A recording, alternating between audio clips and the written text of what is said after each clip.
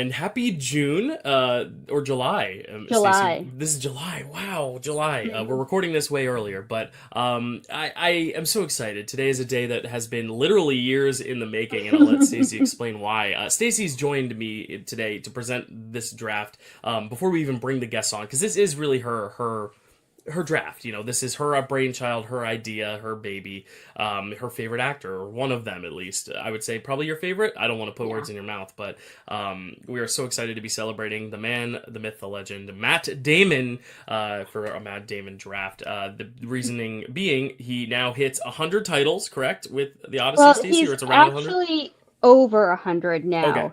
Okay. But not all of them are feature films. Some are TV, some are documentaries. There's a whole bunch of stuff in there.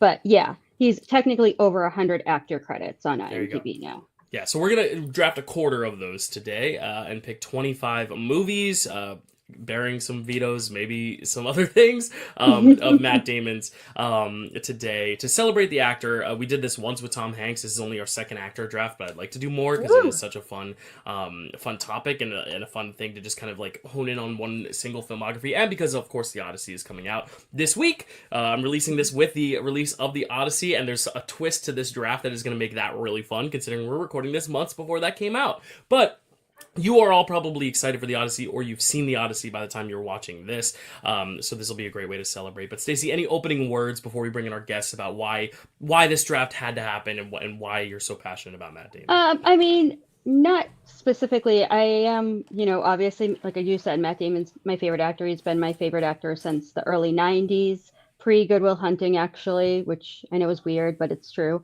And when he started kind of creeping up in like the 80s on IMDb, I was like, we should get a draft in. Like, and he's got so many movies that I feel are underseen, that are really great. And so I thought it'd be really fun for us to get to talk about him. Plus, I think because a lot of his bigger roles are co-starring or supporting, that people kind of forget how many great movies he's in. Right. And so many genres, so many directors, and different eras. As you said, you've been a fan of him since the 90s, but I would argue that he has heavy hitters in every decade since, and even still. I mean, the Odyssey's coming out this week, so I'm really excited. I want to say, everyone out there being like, why have you not released any drafts since March, and why are we only seeing this and not going to see another one until like December or January? I was very overzealous. I said you'd be getting a draft every month, and I didn't account for the fact that not everyone can record on 2 mornings of the week, not even a weekend while I'm overseas. So it needed to be we either do no drafts, or we try to cram them all in and do like hour-and-a-half drafts where everyone gets to talk for 10 seconds each.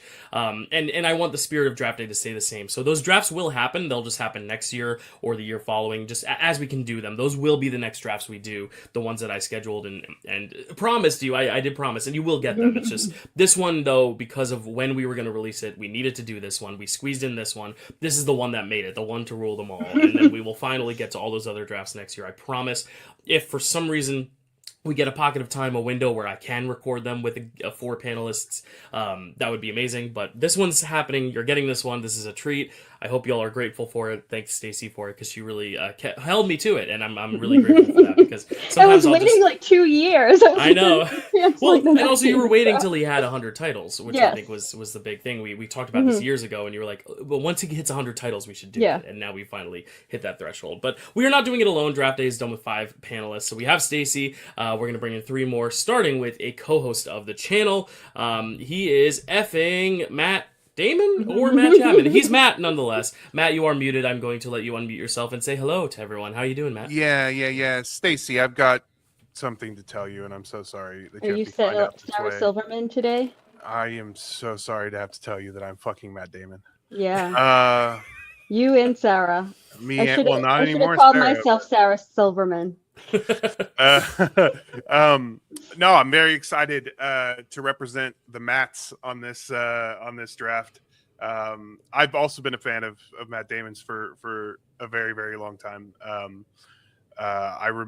He has done a lot of different stuff, but he's never done, as to my knowledge, a straight up horror. He's done a lot of thrillers, but not ever a straight up horror. He needs to get on that. Only on the producing end with Project He's produced Greenlight, horror movies, but Interesting. Well, maybe we'll have to hold him to that too. Cameoed in. Well, that would be more of a thriller, I guess. Yeah. Yeah. No straight up horror.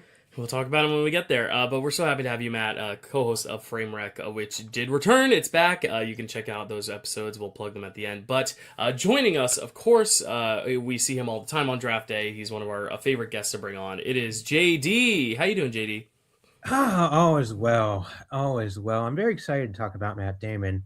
Because I feel like it's so unique because, as you guys were saying, like, he does leading roles. He is a movie star, but he also is unafraid to, unlike a lot of leading men, to kind of go do these supporting or being a utility player in these ensembles. And I feel like he's unique in that way, including Lord of the Rings, which I didn't know, Dyl, that he was a part of, but your reference earlier, but I gotta look for that cameo again. Yes. How do I watch again? Yes, very good point. I'll have to keep looking as well. But who knows? There are stormtroopers in Star Wars we didn't realize were actors behind the mask. But we have one last panelist to bring on. I believe this is, if not his first draft day, one of his only few draft day appearances. But we love him on the Marvel Trivia League. He is a former champ of that league who actually faced off against Stacy for the belt. He was my pick to be on the panel too. Yes, so and Stacy got to handpick. Stacy got to handpick one panelist, and she picked this guy. It is Jake Tato. How's it going, Tato? Hey, doing fantastic. Thank you all for having me here. I love me some Matty Damon. Those who know me know he gets to play in my two favorite sandboxes occasionally, so I always love him showing up there. And yeah, I'm definitely excited to see how this one goes. I didn't get in as much as I wanted to. There's definitely a couple there's two kind of significant ones that I didn't get to that I wanted to, but we'll come back around to that. But yeah, I might be sitting on the least amount of movies, but I think I've got a good list going. I was gonna say you might even have more than I do, but that's just shows how big a filmography he has that we're still gonna be able to fill out a list of 5 that we'll probably really love. I had told Stacy before this that I wasn't going to get basically any time to prep for this, but luckily I've seen most of his movies. I did watch one this morning, literally finished it as Dyl was sending the link. But I did get one in on my prep for this. Nice. I was going to just look at Letterboxd to see, and you haven't even logged it. It was that recent. So yeah, no, I haven't logged it. I was like, ooh, I want some behind the scenes. But I have actually seen all of them. I don't know if I said that already, but I have seen all Matt Damon's feature-length films. And there we go. Most of his TV stuff, but and I also one of Tato's favorite sandboxes is also one of my favorite sandboxes. So we're gonna fight over some of those movies, I think. Worried about that. Well, we will see who will prevail today in today's draft. But we have to first pick the draft order and set the rules for the draft, because every draft comes with its own set of rules. There are 5 rounds total. It is a snake draft, so whoever's first will be last in the second round, and so on. Back-to-back picks, you all know the drill, how snake drafts work. For this draft, just draft a Matt Damon film. That's very simple. The only rule is, as is true with every actor draft, for Tom Hanks, we made you pick one animated. For Matt Damon, because he has a plethora of them, you have to pick one film where he makes a cameo.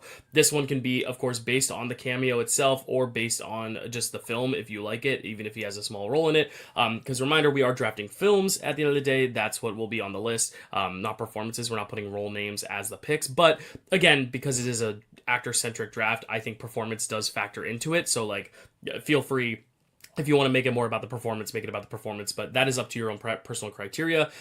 Because again, some people haven't seen a plethora of Matt Damon films enough to just pick his best roles. Sometimes it's like movies he was in, even if he's not the focus, like JD said, he sometimes plays a secondary or tertiary character. But again, this is your own criteria, as long as you're picking a Matt Damon film that he appears in. And then we do have a little bit of an Odyssey bomb here, which I guess would be an Odyssey Oppenheimer, if you will. But you have to, someone is going to have to pick the Odyssey, and I'll explain this face to face, just so you all can see. Everyone is very anxiously anticipating this movie. It's coming out when this movie's coming out, but because we're recording this ahead of time, we felt like it wasn't in the spirit of one of us to just pick the Odyssey, because granted, it could be a big hit and could get you a lot of votes, but you haven't seen it yet. We haven't seen it yet. So we figured it'd be fun if Stacy picks a random number from 1 to 25. I mean, it will be her choice, so it's not entirely random, but picks any number from 1 to 25. And whoever lands on that spot in the draft order, once that pick comes around, Stacy will say, hey, Dyl, hey, JD, hey, Tato, hey, Matt, hey, I am taking the Odyssey. And that'll keep it fair so that even though some of us might want to take it because we're going to get ahead of the curve, or maybe some of us are dreading it, that way there's no pressure for one person to pick it, even though I think it should be represented, at least with 25 films. Hopefully it will be one of his best. And if it's not, then retroactively, whoever gets the Odyssey can then say spiritually, this is what I would like to pick instead. And the Odyssey ends up being a 10% Nolan stinker, which I don't think will happen, but who knows. So Stacy, you will pick a number from 1 to 25. We'll do that in a sec. I just want to explain the veto real quick for anyone who doesn't know. If you have a pick and other people say that shouldn't be picked, for example, he's done a lot of things that aren't film. If there happens to be something of that's picked and people think it's not in the spirit of the draft, or he's not in that for some reason, and maybe we got mistaken with another guy who looks like him or sounds like him, maybe, then it needs 3 of the other 4 panelists to overturn to veto. So if Stacy somehow picks something that doesn't have Matt Damon in it, and Matt says, that's not a Matt Damon movie, I veto, and Dylan and JD agree, then that's a veto. But if only JD agrees and Dylan and Tato say, that's okay, then it stays on. That's just how it works. Unless it is like a real offensible thing where like I can commissioner override and just say like, yo, like there's not even going to be a veto. Like, if you pick, I don't know, if it's like not in the spirit. Just say that. It's the Matt LeBlanc movie. Yes. If you pick a Matt LeBlanc movie, maybe I'll just come in and be like, we don't even need to veto. But he's always popping in. He's popping into things that he's not even credited for. So who knows? I mean, that's the spirit of the cameo thing. So Stacy, to make this fair, so that the audience doesn't think you rigged it or that you're changing your mind as we go, because you could easily be like, oh, Dylan's picking next, I'm going to make him pick the Odyssey. You're going to reveal a number to all of us viewers out there. The 4 of us are going to turn away. So we're all going to turn away when I say so. Stacy, I want you to write a number down now as you're writing. Think of what number you want to do. Yep. Oh, you already pre-wrote it. Perfect. Yeah. So once we all look away, you can then, and let's cover our eyes and look away so there's no funny business. Once we all do, Stacy, you can show the people out there and then tell us to come back. Okay, Stacy? So everyone cover your eyes and turn away. And Stacy, show everyone your number. And when you're ready, let us know to come back. I think it might be backwards, but that's okay. People can figure it out. Okay, all cool. Right, are we all good? Back. All right. No one saw it, correct? Okay, I just saw Matt, JD, or Tato putting. No, because I said it might be backwards. That's a little bit of a game. If you're showing forwards to us for what it's worth, even if you're seeing yourself reflected. Okay. Cool. Yeah, the words on your shirt are correct. Yes. Oh, all right then. Cool. And I will say, just so when we're going into this draft order, so Stacey, because you have a little bit of an advantage. This is your draft. Drafter 1, first in the order, will get picks 1, 10, 11, 20, and 21. Drafter 2 will get picks 2, 9, 12, 19, and 22. Drafter 3 will get picks 3, 8, 13, 18, and 23. Drafter 4 will get picks 4, 7, 14, 17, and 24. And Drafter 5 will get picks 5, 6, 15, 16, and 25. So now you know who's getting that, Stacy, but don't tell us because maybe you want it. And I mean, I don't really know because we don't know who's going to get to pick first and what they pick and everything else. Well, here we go. We are going to find out the spot in the order now. Whoever it lands on will get to choose their spot in the order, and it is Tato. Tato, is this your first draft, Tato? It is. All right, so your first draft, you're getting your first pick. Do you want first, second, third, fourth, or fifth in the order? I think in this field, I got to take first. All right, you're taking first overall pick as I go to the wheel again. Very fun strategy there for Tato. Sorry, the lighting is not great in this closet. Ooh, okay, I'm next. I'm very worried. I am very worried that I'm limited like Tato, so I'm going to go second. That is going to be my spot. I feel good about it. Even though there are a bunch of titles I want, I don't have a breadth of the cameos, so I'm going to try to keep myself as early as I can. JD, would you like to go third, fourth, or fifth? Let's keep the same order that we've been drafting in. I'll go 3. Okay, cool. And then Matt and Stacy to battle it out for the fourth and fifth picks of the draft. Matt, looks like it's going to be you. Would you like fourth or fifth? I guess I'm going to go fifth. Okay, so Stacy right there at number 4, very symbolic because we are picking a quarter of his 100 films and more. So, Tato, you have the first pick in the overall draft. What is going to be your number 1 pick? So I wasn't quite, I don't know if I knew that the show was called Draft Day, but funnily enough, as soon as I got in the chat, read those instructions about how this one's going to play out, and knowing the cats I'm playing this game with, as soon as I read them, went to my board. Chasing Amy, no matter what. Okay. I know that's going to be wild as a first pick here, but I have constantly maintained that Chasing Amy is the best movie featuring Matt Damon and Ben Affleck from 1997. This is me putting my money where my mouth is on that one. I adore this picture. I'm not going to ramble on about it. We can carry on with this draft. But right, so you're taking the cameo first, kind of, but okay, that was my question. Is it as your cameo or just one of your 5? It's not listed as a cameo, but I would not veto it as a cameo. Okay, if everyone's good with that. Do you want to make that your cameo then, so you're not? Yeah. You don't have to. Okay, cool. So that is going to be Tato's cameo, and you could always pick more, but you have at least picked a cameo. You're good. This is again showing my breadth of knowledge. This is a blind spot for me. I'm very excited to watch it. Not a sandbox I play in often, only because I just haven't seen enough of him. Even though I should, given where he sets a lot of his films. But I'm very very excited. Stacy, this is the Matt Chapmond draft. I'll let you have the first word on the first pick here. Tato's Chasing Amy. Even though I had the first word technically, but I didn't say anything about the movie. Stacy, what do you think? Chasing Amy. So another person that I've seen, I think all of his filmography, if not very close to it, is Kevin Smith, particularly View Askew. I am a big fan of him as well as Matt Damon, so I think this is a great pick. I rewatched this movie for something Kevin Smith related. Oh, me and Matt did a Kevin Smith thing on his channel. And I thought, at first I thought it was kind of not very good in today's idea of what's appropriate, but then the more it went on and the more heartfelt it got and the more kind of insightful it got, the more I thought, no, this is actually still really works today. And I think it is an unexpected first pick for sure, but a good one, and I like it. Cool. Matt? If you want to see Stacy and I talk more about this, you can go to my channel, Matty Loves Movies. On my series 5225, we did a Kevin Smith week, and I had Stacy on, and we talked about this movie. And Stacy's right; it does. It's one of those things, and this is why you should always watch a full movie before you decide how you feel about it, because it does start out with a lot of the issues that we had in the 90s with a lot of these subjects.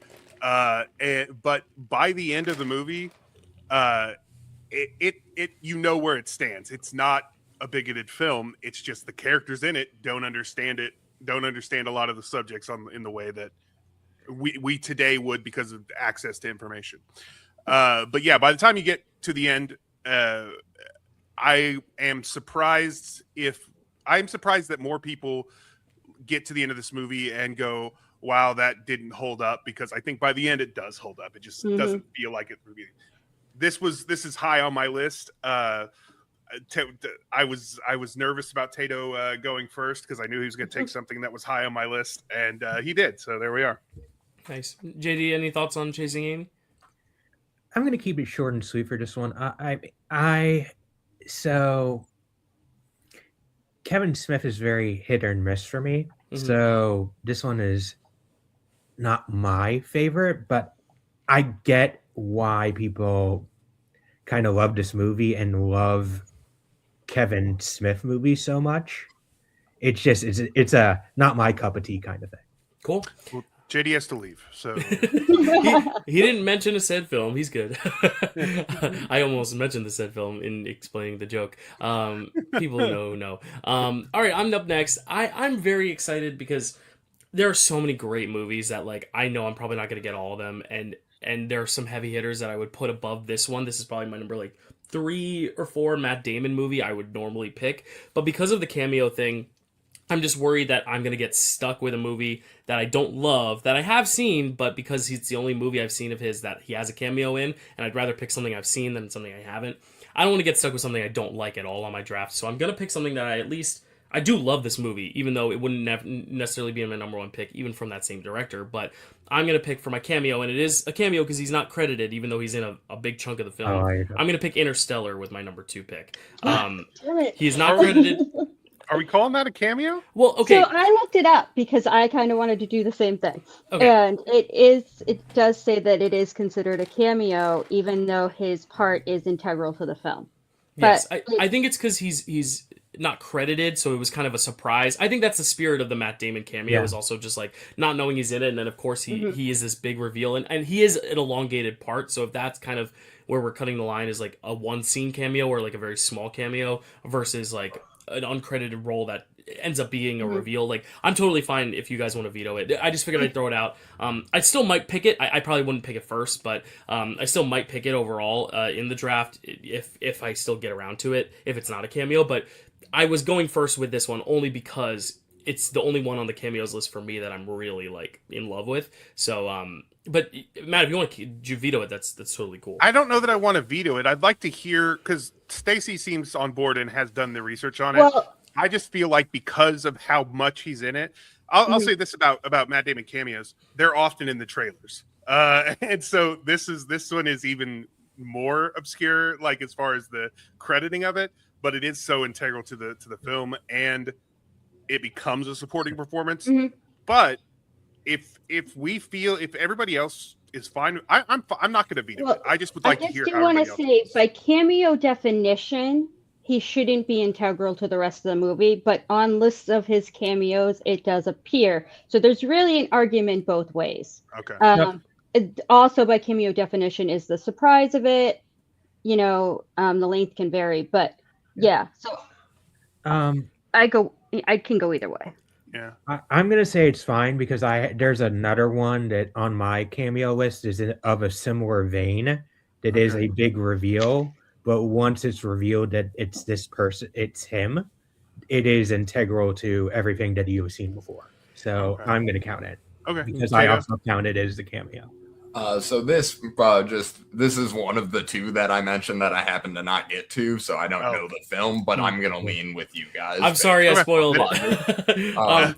Because even looking up cameo, it says like a brief appearance by like a well-known celebrity or person in a television show, film, or play. So like by that standard, it probably wouldn't be. But I also, for my brain, I always think of cameo as like just like uncredited. So this is definitely uncredited, but is it like as brief an appearance? I can see the argument either way, but I'm not going to veto, so cool. I'm good with it. And I will say it is such a long film that even his scene, like he is in an integral part and he is in a scene or two, but it is still a scene or two in a 3-hour movie, so it is still brief enough that I feel like it's enough of a like, oh, he popped up at the end of this, you know, rather than like he is the central, even though he is the central villain of it, you know what I mean? Mm-hmm. Yeah. Okay. But regardless, I mean, I love the film. Like, I know I didn't really speak on. I wanted to get the eligibility out of the way, but also I think this just opens up other great options too for cameos too, for all of you guys too. Because I just the other cameos I have on my list that I've seen, I just don't love those movies. So I love this movie though. This is probably my number 2 Nolan film, oddly enough. Maybe number 3. I think it's so good. I just think every time I watch it, it gets better and better. The science always kind of boggles my mind a bit, but it's a film I still love and I lean into, and I love to invest myself and my mental capability, stability, whatever you want to call it, capacity is what the word I was looking for, into it, even though it leaves me exhausted by the end. But it also is his most emotional film, which I think is really telling, considering people kind of look at him as a more cold filmmaker, and I think that works for his style. But I think for this one, he really opened it up and tried to make it, you know, really heartfelt. Like, this is the most heart you see in any of his movies, I think. So just a really beautiful film, beautiful visual effects, and Matt Damon himself, I think, is very good in it, playing a role that for me was a little bit more unconventional for him. Maybe not for someone who's seen all his movies, but I do think I didn't expect, obviously, the turns this took, which I think is a testament to how good he plays the charismatic Matt Damon, but also plays the sinister Matt Damon, which I think is really, really telling how amazing this role is. But Interstellar, I love it. Anyone have thoughts on the film itself? But I mean, we don't. Yeah, JD? Yeah, this is one that it's a good choice. It is a good choice. Nolan is a director that I have seen every one of his movies, every single one. I don't think he's ever made a bad movie. I'm including Tenet, which people argue is a bad movie. I like Tenet. It's not perfect, but you know, it's great. But I don't want to get on a tangent. My point is, it's not a perfect movie, but it is one of the, as you said, though, it is probably his most sentiment. Oddly, a movie that about the end of trying to save the world and the world is ending, is one of the weirdly most optimistic and sentimental movies that he's ever done. And as I said, Matt Damon kind of represents kind of what happens when you lose that hope and you become cynical. And it is, at the time I was like, huh? Like, Matt Damon? And at the time I thought it was a bit ham-fisted, but when I resaw it for the anniversary in IMAX, I actually think his role is he plays it exactly correctly upon rewatch. That kind of part I've changed the most over time upon rewatch is his role in it as well. Cool. I'll just say I like JD. I've seen them all, and I think that I think they're all good. I think that the problem that a lot of people have with Nolan movies is most of the criticisms of a lot of Nolan movies are all surface stuff, and they go away if you engage with the film on its terms. And I think Tenet has that. Like, I'm not saying that everybody should love Tenet. I think that Tenet, if you truly engage with the film on its terms, it is much more enjoyable than just this surface idea of what's going on. Mm-hmm. Interstellar is a similar one. It's actually the one that it's so boggling to try to understand how the public feels about it, because it's one of his highest rated movies, but it's also one of his one that people complain about the most. So I don't know. I don't really know how people really feel about this movie. I can tell you, I really like it. I think the science is all cool. I think that it's another one that you have to engage with. Even Neil deGrasse Tyson was like, the science doesn't work here, but then he pointed out something that didn't make any sense to anybody, like that Matthew McConaughey couldn't see the other side of the books. It's like, he didn't have to. That was not the point of what he was doing. So like I think that if you engage with this movie, it's a really great film. You just have to be willing to engage with it. Yeah. Period. Stacy, anything else on Interstellar? I mean, like I said, I was highly considering trying to choose it as my cameo, which is part of why I could not veto it, because that would just be not fair. So obviously I like it a lot. Yeah. Tato, I know you haven't seen this one, but you should check it out. It's great. Yeah, it was, like I said, it was one of the two that was the hot, like, on my list to get to that I just early Timothy Chalamet worked long yesterday. Yes, early Timothy Chalamet. Early Timothy Chalamet role in that. Yeah. And who's the young girl in it too? She went on to do stuff.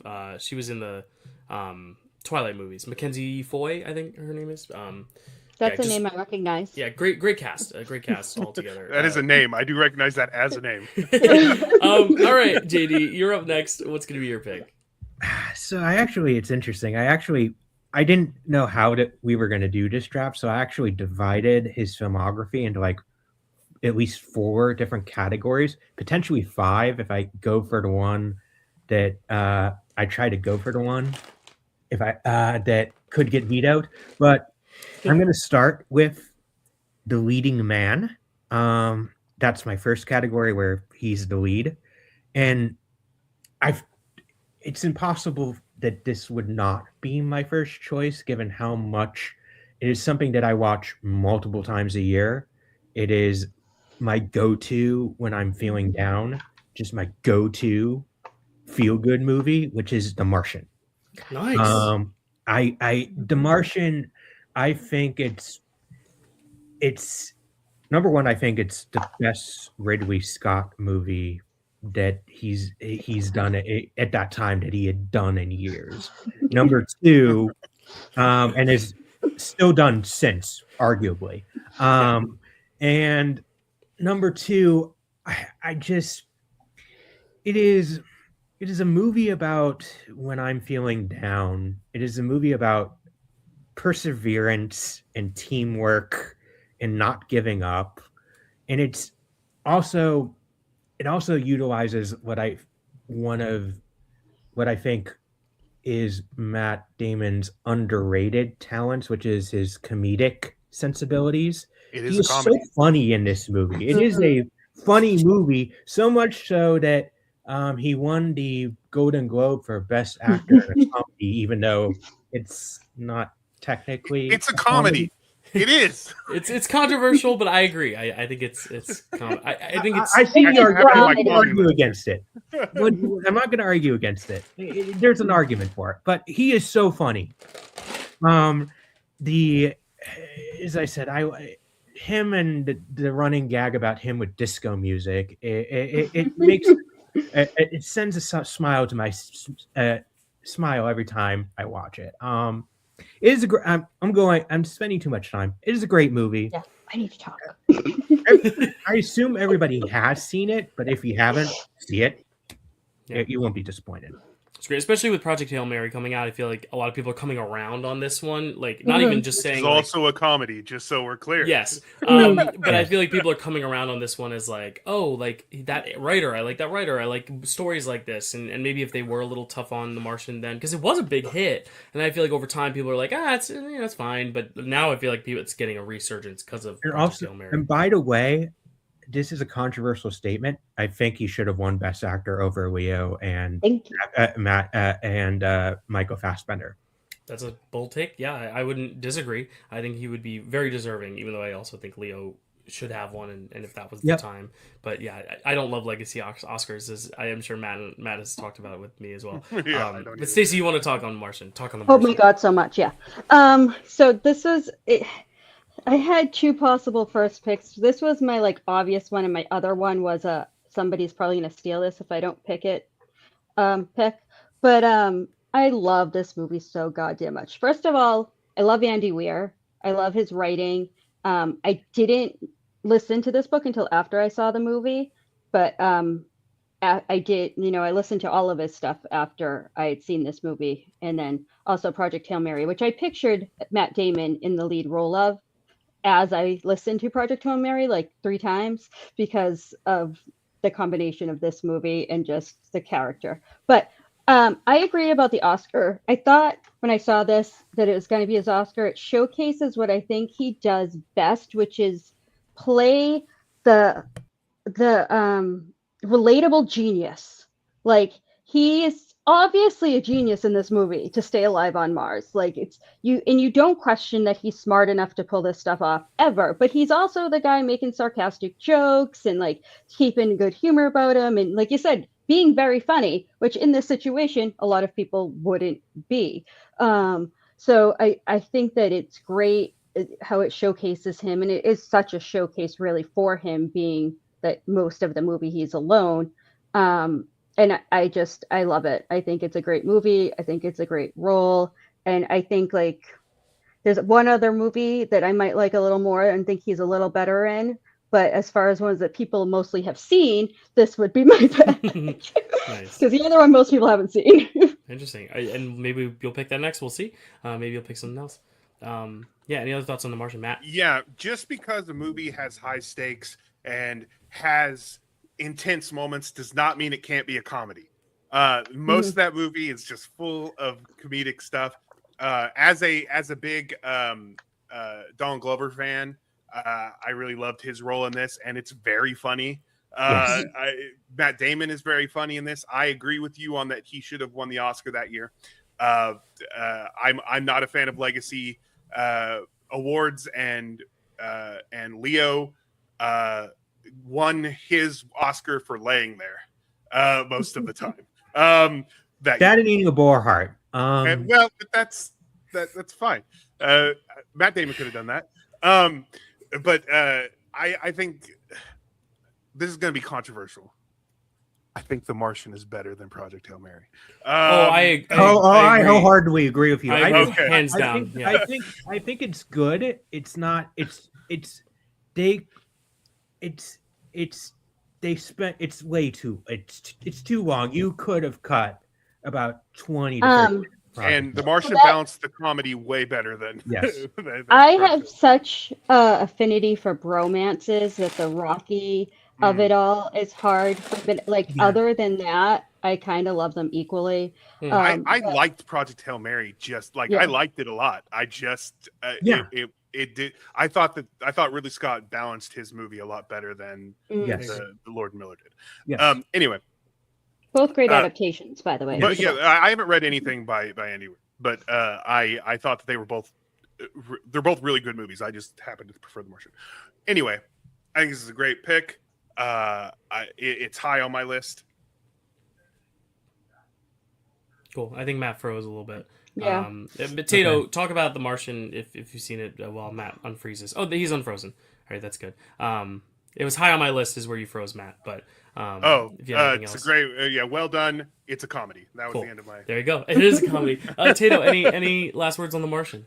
Yeah, I enjoy this flick. It's pretty solid. I think I'm not as high on it as most here. But I was also going to throw some love to Don Glover on this one. He's very funny. I like Pena quite a bit. Damon is fantastic in it. It's very good. It was on my short list, but it was a little more towards the bottom on my list personally. But I do enjoy the flick. It's a great movie. Cool. So the first of our Matt Damon Oscar nominations off the board. Jeff Bridges is really good in this too. He is. By the way. Yes. Jeff Bridges or Jeff Daniels? I mean, Daniels. I got you. Daniels. Sorry. Yeah, I got you. Daniels. Don't tip my other pick. Oh no. Stacy, this is your draft. You're getting the first pick in your lineup. What are you going to represent as your first round? Okay. Pick? Is it The Odyssey? I was struggling quite a bit between The Martian, which would be my kind of go-to as a first pick, and another pick that I'm sorry, Tato and Matt, I was really afraid that if I don't pick this now, one of you is going to pick it on me, and that will be Dogma. Also, Dogma.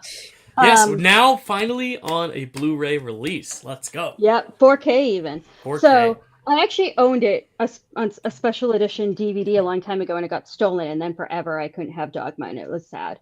But I love this movie. It's my favorite Kevin Smith movie. It's one of my favorite Matt Damon comedic performances. I am so sorry, Matt. I really am. But I mean, blame JD, because otherwise I might have done The Martian. To be fair, Matt did decide to go fifth when he had the option to go fourth. That is true. So I'll feel a little less bad, and maybe he'll take my actual favorite movie that's I think a little safer. But yeah, no, absolutely love Dogma. I love the story. I love Kevin Smith's like twist on Catholicism. I love Chris Rock in it talking about how it's the beliefs we put into religion that are the problem.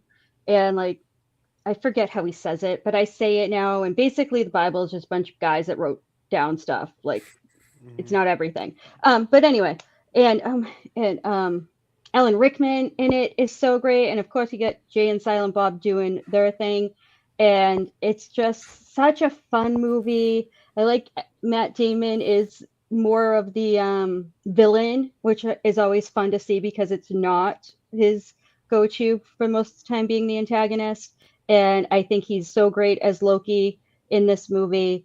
And it's in my top 5 always. It was on my list in my top 3, and I'm just excited to talk about it. And if you haven't seen Dogma because it was unavailable for so long, because a lot of people watching probably weren't born to watch it in the theater when it came out, which I did, then go find it and see it. It's great. Yeah, I fancy cruise ships, not pirate ships, so I have not seen Dogma, but now that I don't have to pirate it, I'm very excited to finally watch it. Even though I do think if something's lost media, then I think that's your exception, obviously. Well, I won't spoil if anybody doesn't know who God is, but I think God is a great choice, even though I'm not necessarily a huge fan of this person outside of this. I do think that they were such a great choice as God. So I'm going to spoil that in case people don't know. Yeah. Nice. Gotcha. I am a big fan of this person outside of them playing God. But sorry. I feel so bad. No, you're fine. No, just breaking my heart one after another. That's fine. No, obviously, I'm glad that Stacy got this one if I couldn't have it. And I'm glad Tato doesn't have it because he already has Chasing Amy.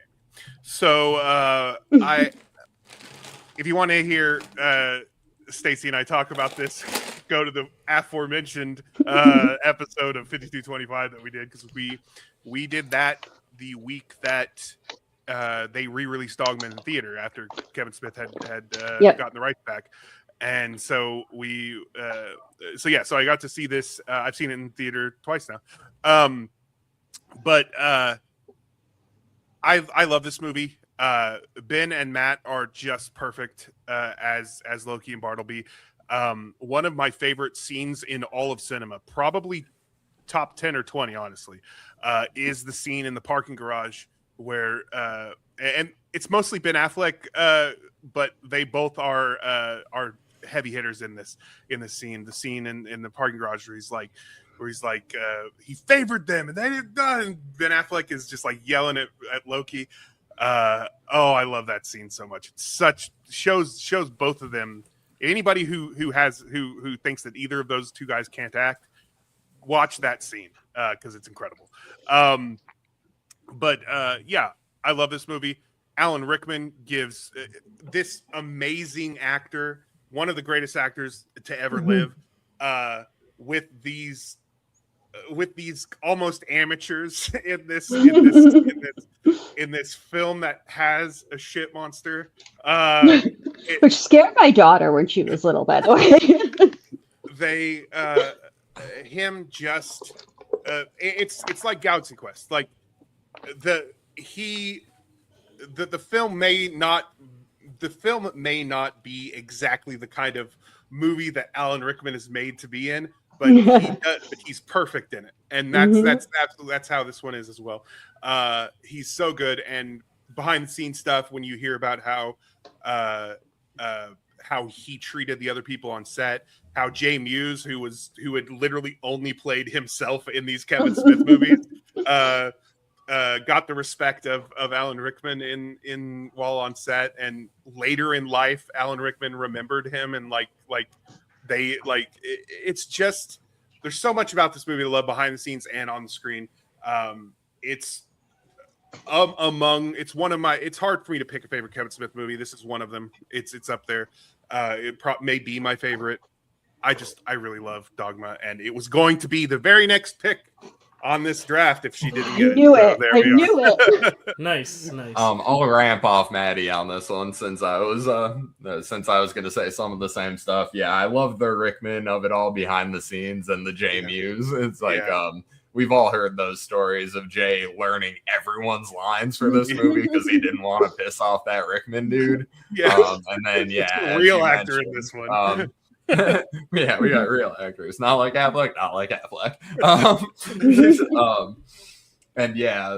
What you were mentioning about Rickman, referring to Jay Muse as a true American icon is the quote that he mentions a lot. But yeah, I do adore this movie quite a bit. In a weird Sophie's Choice of it all, it is towards the bottom of the view askew for me. But I love all my children. Obviously, I adore all of these pictures. It's just for me personally, I don't identify as much because I don't really have the religious struggles of it all. So I don't. I was raised Catholic, so I was raised very religious, not Catholic, but very. So religious. I'm a little more on the outside looking in on that aspect. Whereas with Dante and Randall, I very much identify with their journey, and younger, I identified a little more TS and Brody and stuff like that.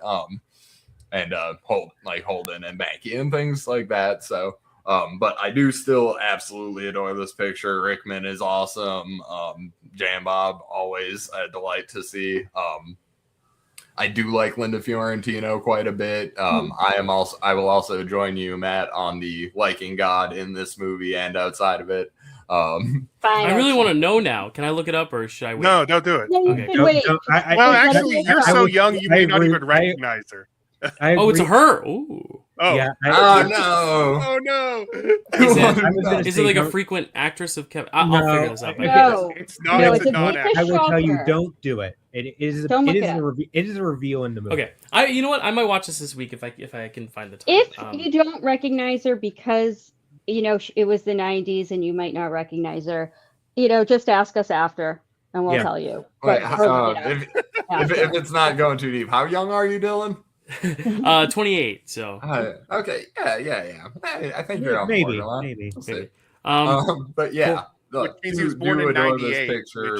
Ben and Matt are fantastic. That parking garage scene, as mentioned, is great. Yeah, good stuff. Cool. Nice. All right, so 2 Kevin Smiths off the board, 1 Oscar nominated. The first Nolan. We got a good representation. Matt, how are you going to round out this first round? Oh, who even knows now? I'm just gonna say there's some big titles that I'm still surprised that I think you're okay. One of them I know Dylan might be taking, and so I'm tempted, but I think I can't. I think I cannot leave one of these on the board outside of the first round. So I have to go with Good Will Hunting. Yeah, that's the one where I'm like, I'm surprised it hadn't gone bananas. It's like that. Sorry.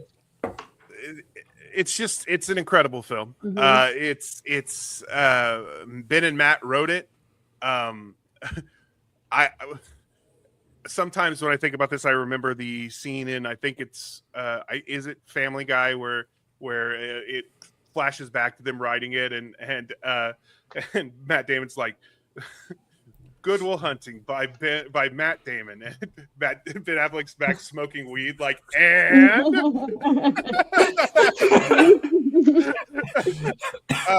but I'm sure now we know he can write really well, so I'm sure that they were both involved with it. A funny thing is that one of my favorite movies of all time is, and one of my favorite books of all time is The Princess Bride by William Goldman, who for a long time people thought had written this for them and let them think about it. And that just tells you, because he is such a great writer. I mean, he's an Oscar-winning writer. He's done a lot of really incredible things. If you don't know, go look him up, because he's done a lot of stuff. That tells you how good this script was, that they thought someone of William Goldman's caliber wrote this script, and they didn't believe Matt and Ben could do it. It's this movie is brilliant on so many levels. It's a coming of age story, which I love. It's got a brilliant love story. It's got a father and son love story, sort of, with Robin Williams, who gives career best performance in this film, and absolutely deserved the Oscar for that.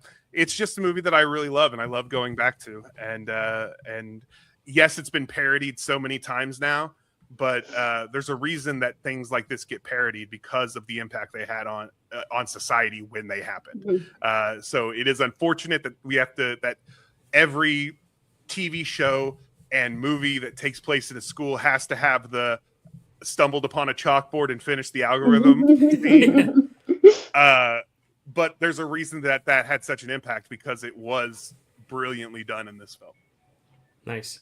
I will just say I love this movie. I am glad it's represented in the first round. I feel like it feels right, not just as a actor. I mean, we didn't really specify whether he needed to actually be like an actor in the film, or just write it, or direct it, or produce it. But I feel like the spirit of this is going to be picking movies he's in as an actor. But like this one, he's actor and writer, and I think that just adds an extra oomph to like a Damon draft to have that. Even though between Stacy, Chad, and I on Picture This, I was the lowest on this of the three of us, I still think it's great.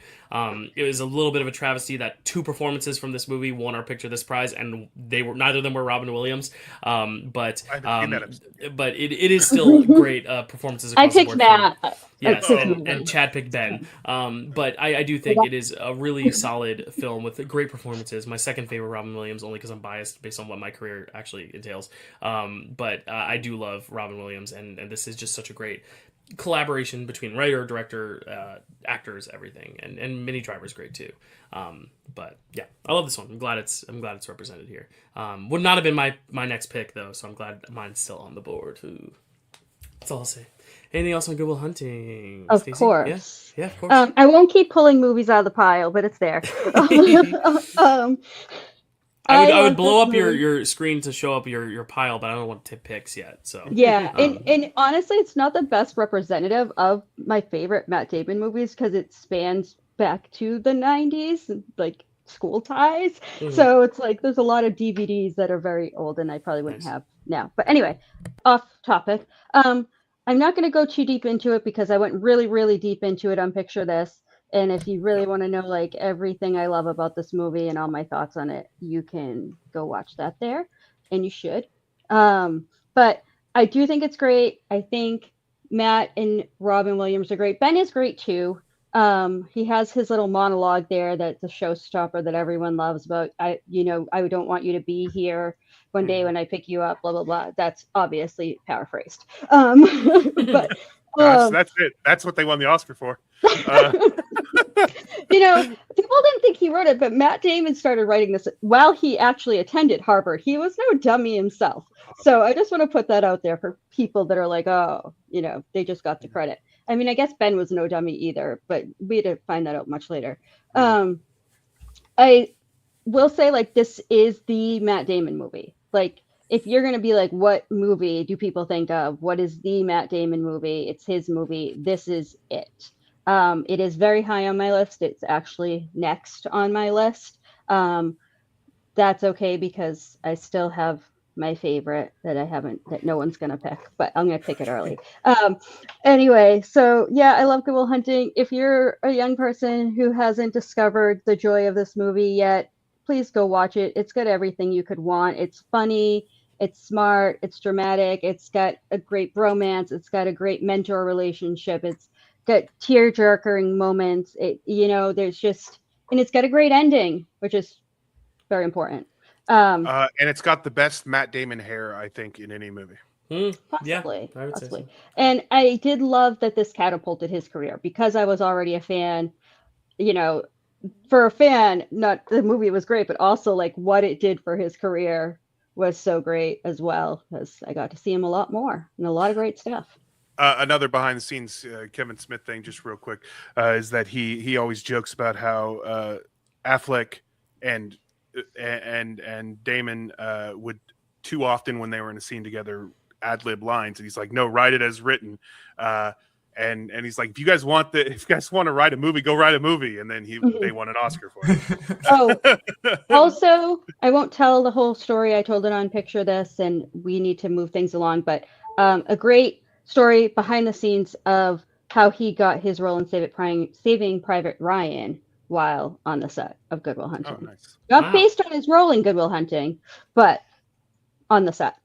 Nice. Cool. And maybe, hey, that film could come up. We could bring it up then too. Great pick. Tato, anything on Good Will Hunting?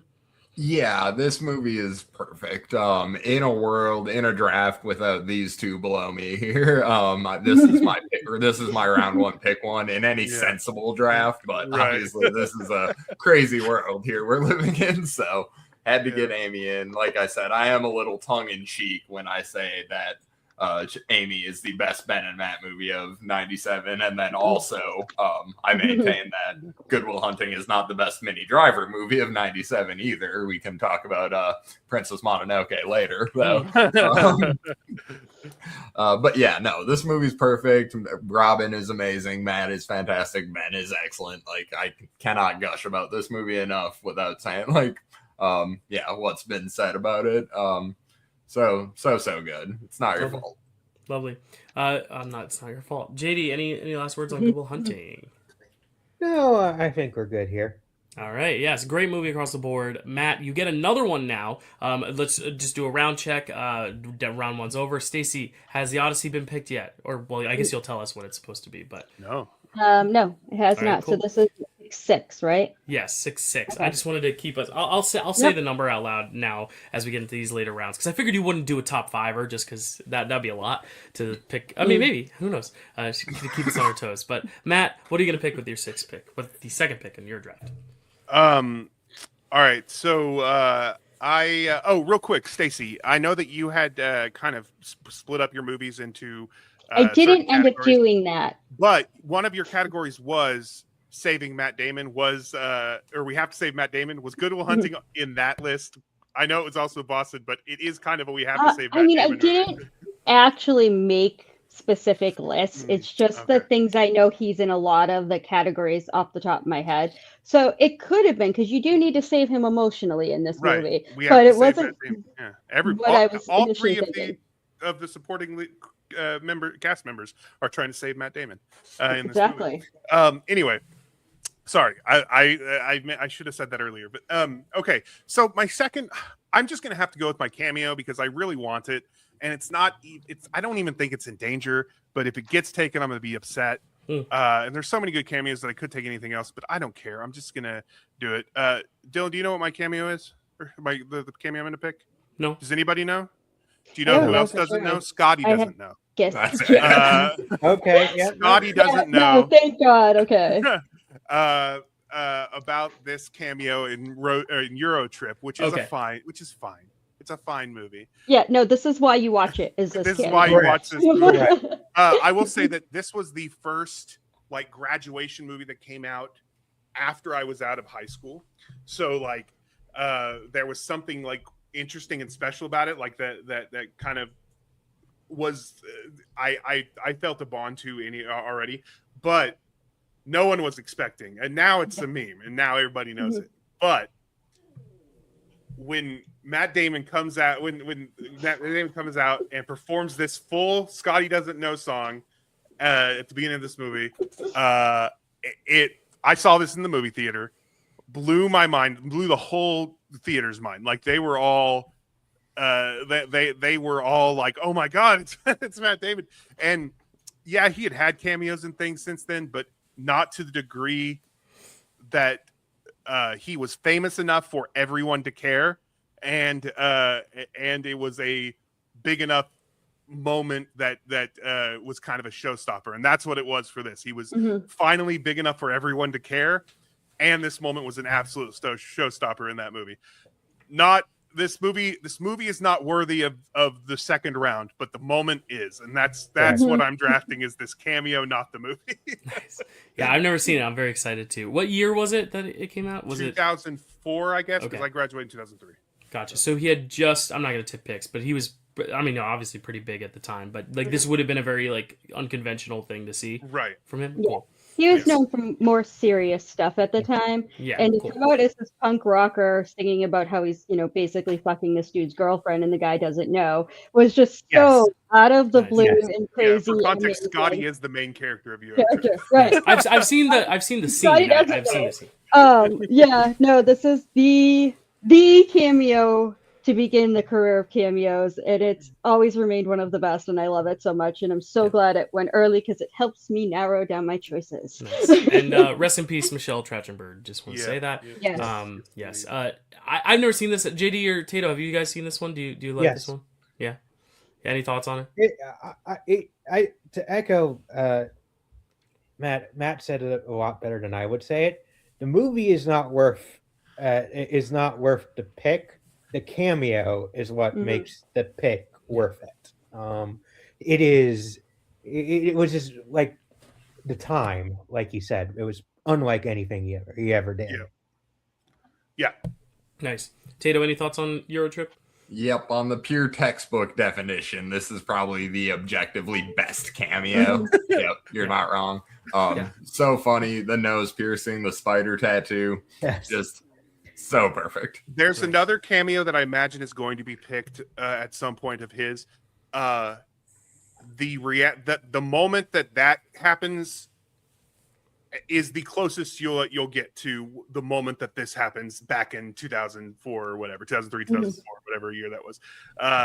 And I won't go any further than that, but it was that kind of a surprise moment. So yeah, cool.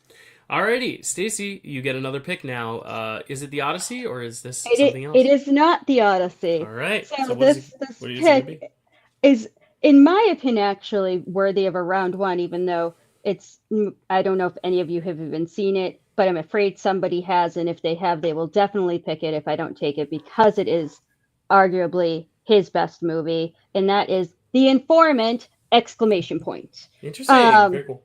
The Informant.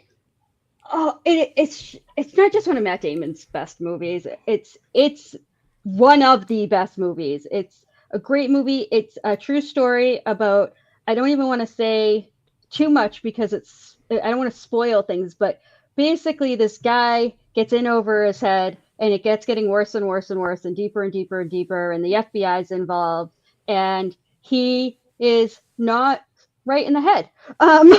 And as it goes on, if you know it's a true story, it's like, oh my God, this can't get any crazier.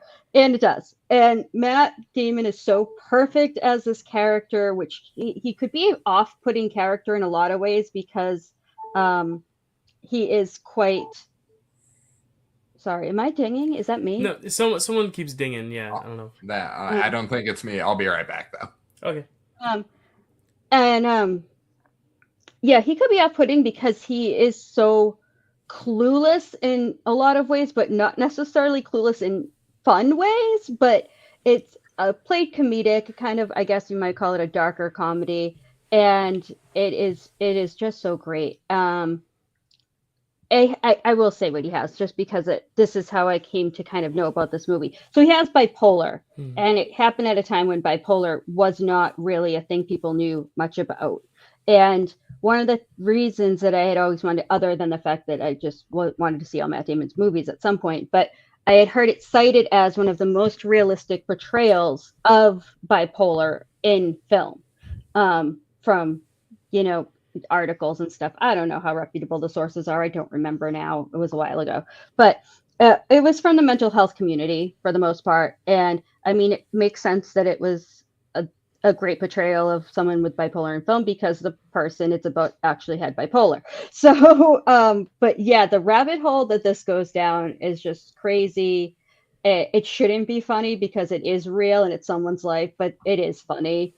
And Matt is spectacular in this role, and this movie is just insane and spectacular in and of its own right, and everyone should see it. There's a great supporting cast. I'm not even going to go into them because it doesn't matter. They could have put anybody around Matt Damon in this movie and it would have been great, but there is a great supporting cast as well. And since I'm guessing, some people are nodding, so I'm glad I picked it, because I guess some people have seen it. And I was afraid, if you had put Corey on it, you would have picked it first pick. And I was like, you can't do that to me. You weren't in danger from me, but it's a good pick. It's a good pick. Yeah, people watching, I'm sure this is not a vote getter, this movie, and I'm sure a lot of you haven't seen it, but really, honestly, go watch it. I've never seen anybody come back from watching this movie and be like, it was all right. Like, never. I don't know a single person that watched this movie and was like, Nice. It's I fine. still haven't seen this one. I think Soderbergh is one of his greatest collaborators, though, and there's so many to choose from. So I'm glad you got Soderbergh this early, because I know that poster so well. I feel like that was such an iconic poster with him looking up at the orange. Like, I know the poster better than I know the movie, but I'm excited. This is the greatest thing about like a draft like this, where it's kind of someone else's passion topic. Like, I get so many great recommendations, and I already got Euro Trip and The Informant on my list. So yeah, and Dogma and Chasing Amy. So just great list all around. Yeah, do it in order. Yeah. But just from this round already, that's 2 in a row that I get to check out now, which I'm very excited for. But yeah, a lot of nodding across the board. JD, you said you weren't going to pick it, but you respect the pick. Tato, were you going to pick this one? This is one of the ones on the short list. It wasn't the second one behind Interstellar, but it was on the it was on the list of ones I did want to get to, but did not for this. So cool. I will get to it. Yeah. What about you, Matt?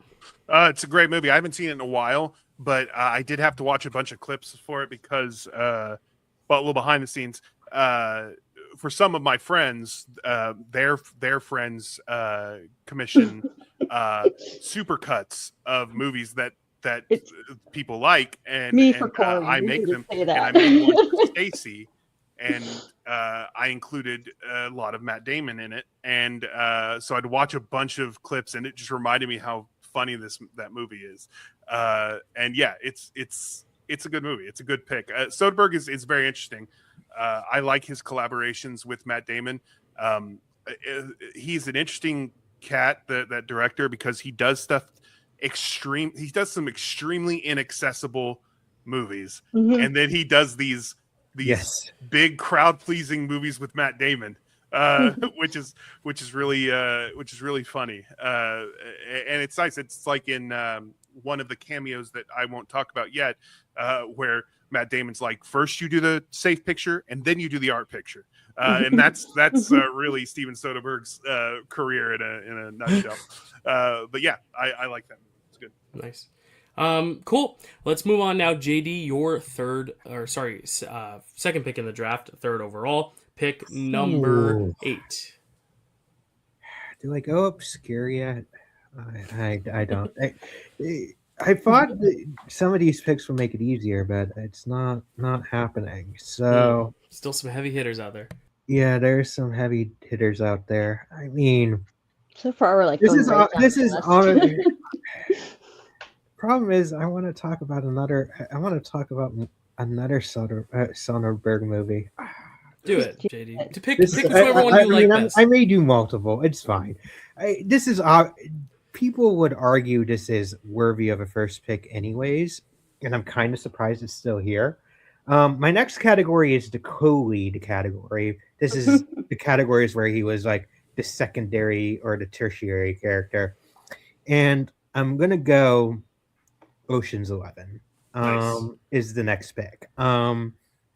So you did go Soderbergh. Yes, I did go Soderbergh. I don't think the other one's in danger. I don't think. I could be wrong. But I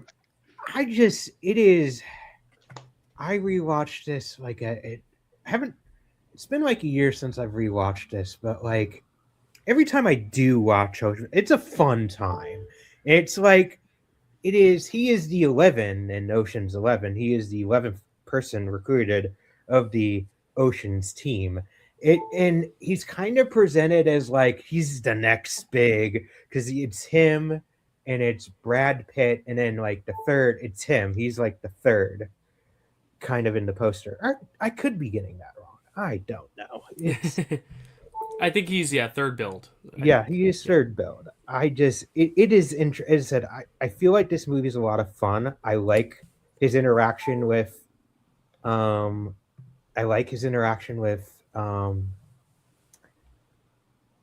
Clooney. They spent a lot of time together in it, or a good chunk of it in it, and I like the turns and the twists, and I like the chemistry.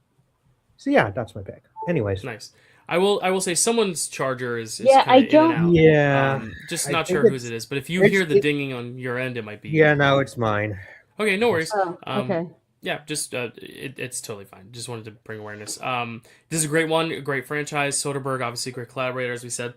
I love how this is an ensemble piece, but Matt Damon still has the ability to shine. He is fourth build. I actually looked. Andy Garcia is number 3 in that billing, but still, I mean, just such a great collaborative effort, but also a great singular Matt Damon performance in that. And I'm just very happy because now I was worried you would make the pick easy for me next, but now you made it even harder because now I have 3 films that I'm toying around with instead of just 2. But I still like Ocean's 11. It's still so much fun, and I think, despite them trying to crank out more of them afterwards, and they might get picked, so I don't want to like talk about them too badly, but I think the other 3 haven't necessarily captured this first one's spirit. Well, the second one's because it's a remake, but like this first one in this iterations, I feel like the other 3 that followed didn't necessarily live up to this one. I think this is still the best of them, but maybe I'm wrong. Maybe there are other opinions out there for which the best Ocean's movies are. But thoughts on Ocean's 11? Anyone? Yes, my little Ocean's team of 5. Ocean's 5. What do we think? It's so much fun. It's so great. All heist movies are still compared to it. It's just part of the vernacular to cite Ocean's 11 when you're scheming any sort of heist-ish activity, at least from what I observe. Maybe that's me and my age. I don't know. But yeah, no, it's a great pick. It's definitely on my list. It's in my stack. And it's such a fun movie. It's such a great ensemble, too, where, I mean, everybody really gets to shine and do their thing, and it's just so fun. Nice. Hey, yeah, Matt. Oh, just I have not seen the sequels. I own the sequels. I just still have. Every time I try, I watch Ocean's 11 and then I don't move on. I do like the movie though. I think it's a good movie. I think it's better than the Rat Pack version, to be honest with you. Nice. It does always remind me of Michael Scott's quote. This is not like Ocean's 11 where you get to make a movie with your friends and no one cares how it turns out. But I think it is. I think it is a good movie. I was going to say he's second build because the poster has him second, but I think that's in alphabetical order. So Gotcha. yeah, I'm pretty sure the poster is in alphabetical order. And that Damon is after Clooney. Yeah. I think he's great. His name is Linus, so I enjoy that because it's a good name. Nice. Tato, any thoughts on Ocean's 11? This is another you haven't seen that for me. Anyone who knows me, I'm a real you haven't seen that guy. Like I have a lot of big gaps, so I will get to this one eventually. It was also on the short list. Yeah, I'm looking at this too. Yeah, he's second build on the poster. Yeah, I agree. I think he's fifth build. It depends. It's a big ensemble, and what do you think, JD? What do you think he's built? He's good at ensemble. I agree. I thought it was third I was looking at Letterboxd and he was 4th listed, but looking at this, all the posters have him 2nd next to Clooney. And then if you go on Wikipedia, it's in order of recruitment, so he's last, so it doesn't even help. Yeah.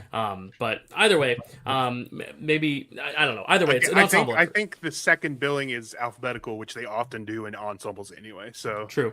But then I was thinking it's Cheadle, George Clooney, Brad Pitt would be the top 2. yeah, but like wouldn't Cheadle be in there then if it's alphabetical? well, Cheadle's not on the poster though. Oh, so of those names, it's alphabetical. Yeah. That actually could be it. Because Garcia before Pitt in the middle of that. Yeah, you're right. You know, that might be. Yeah, I don't know. We'll never know. I mean, we probably could if we looked at it. But I need to get onto my pick because I'm agonizing over this. Yes. It's Go do it. 2 films that are very similar in something they share. One I haven't seen in a little bit of a while. One I've seen so much recently.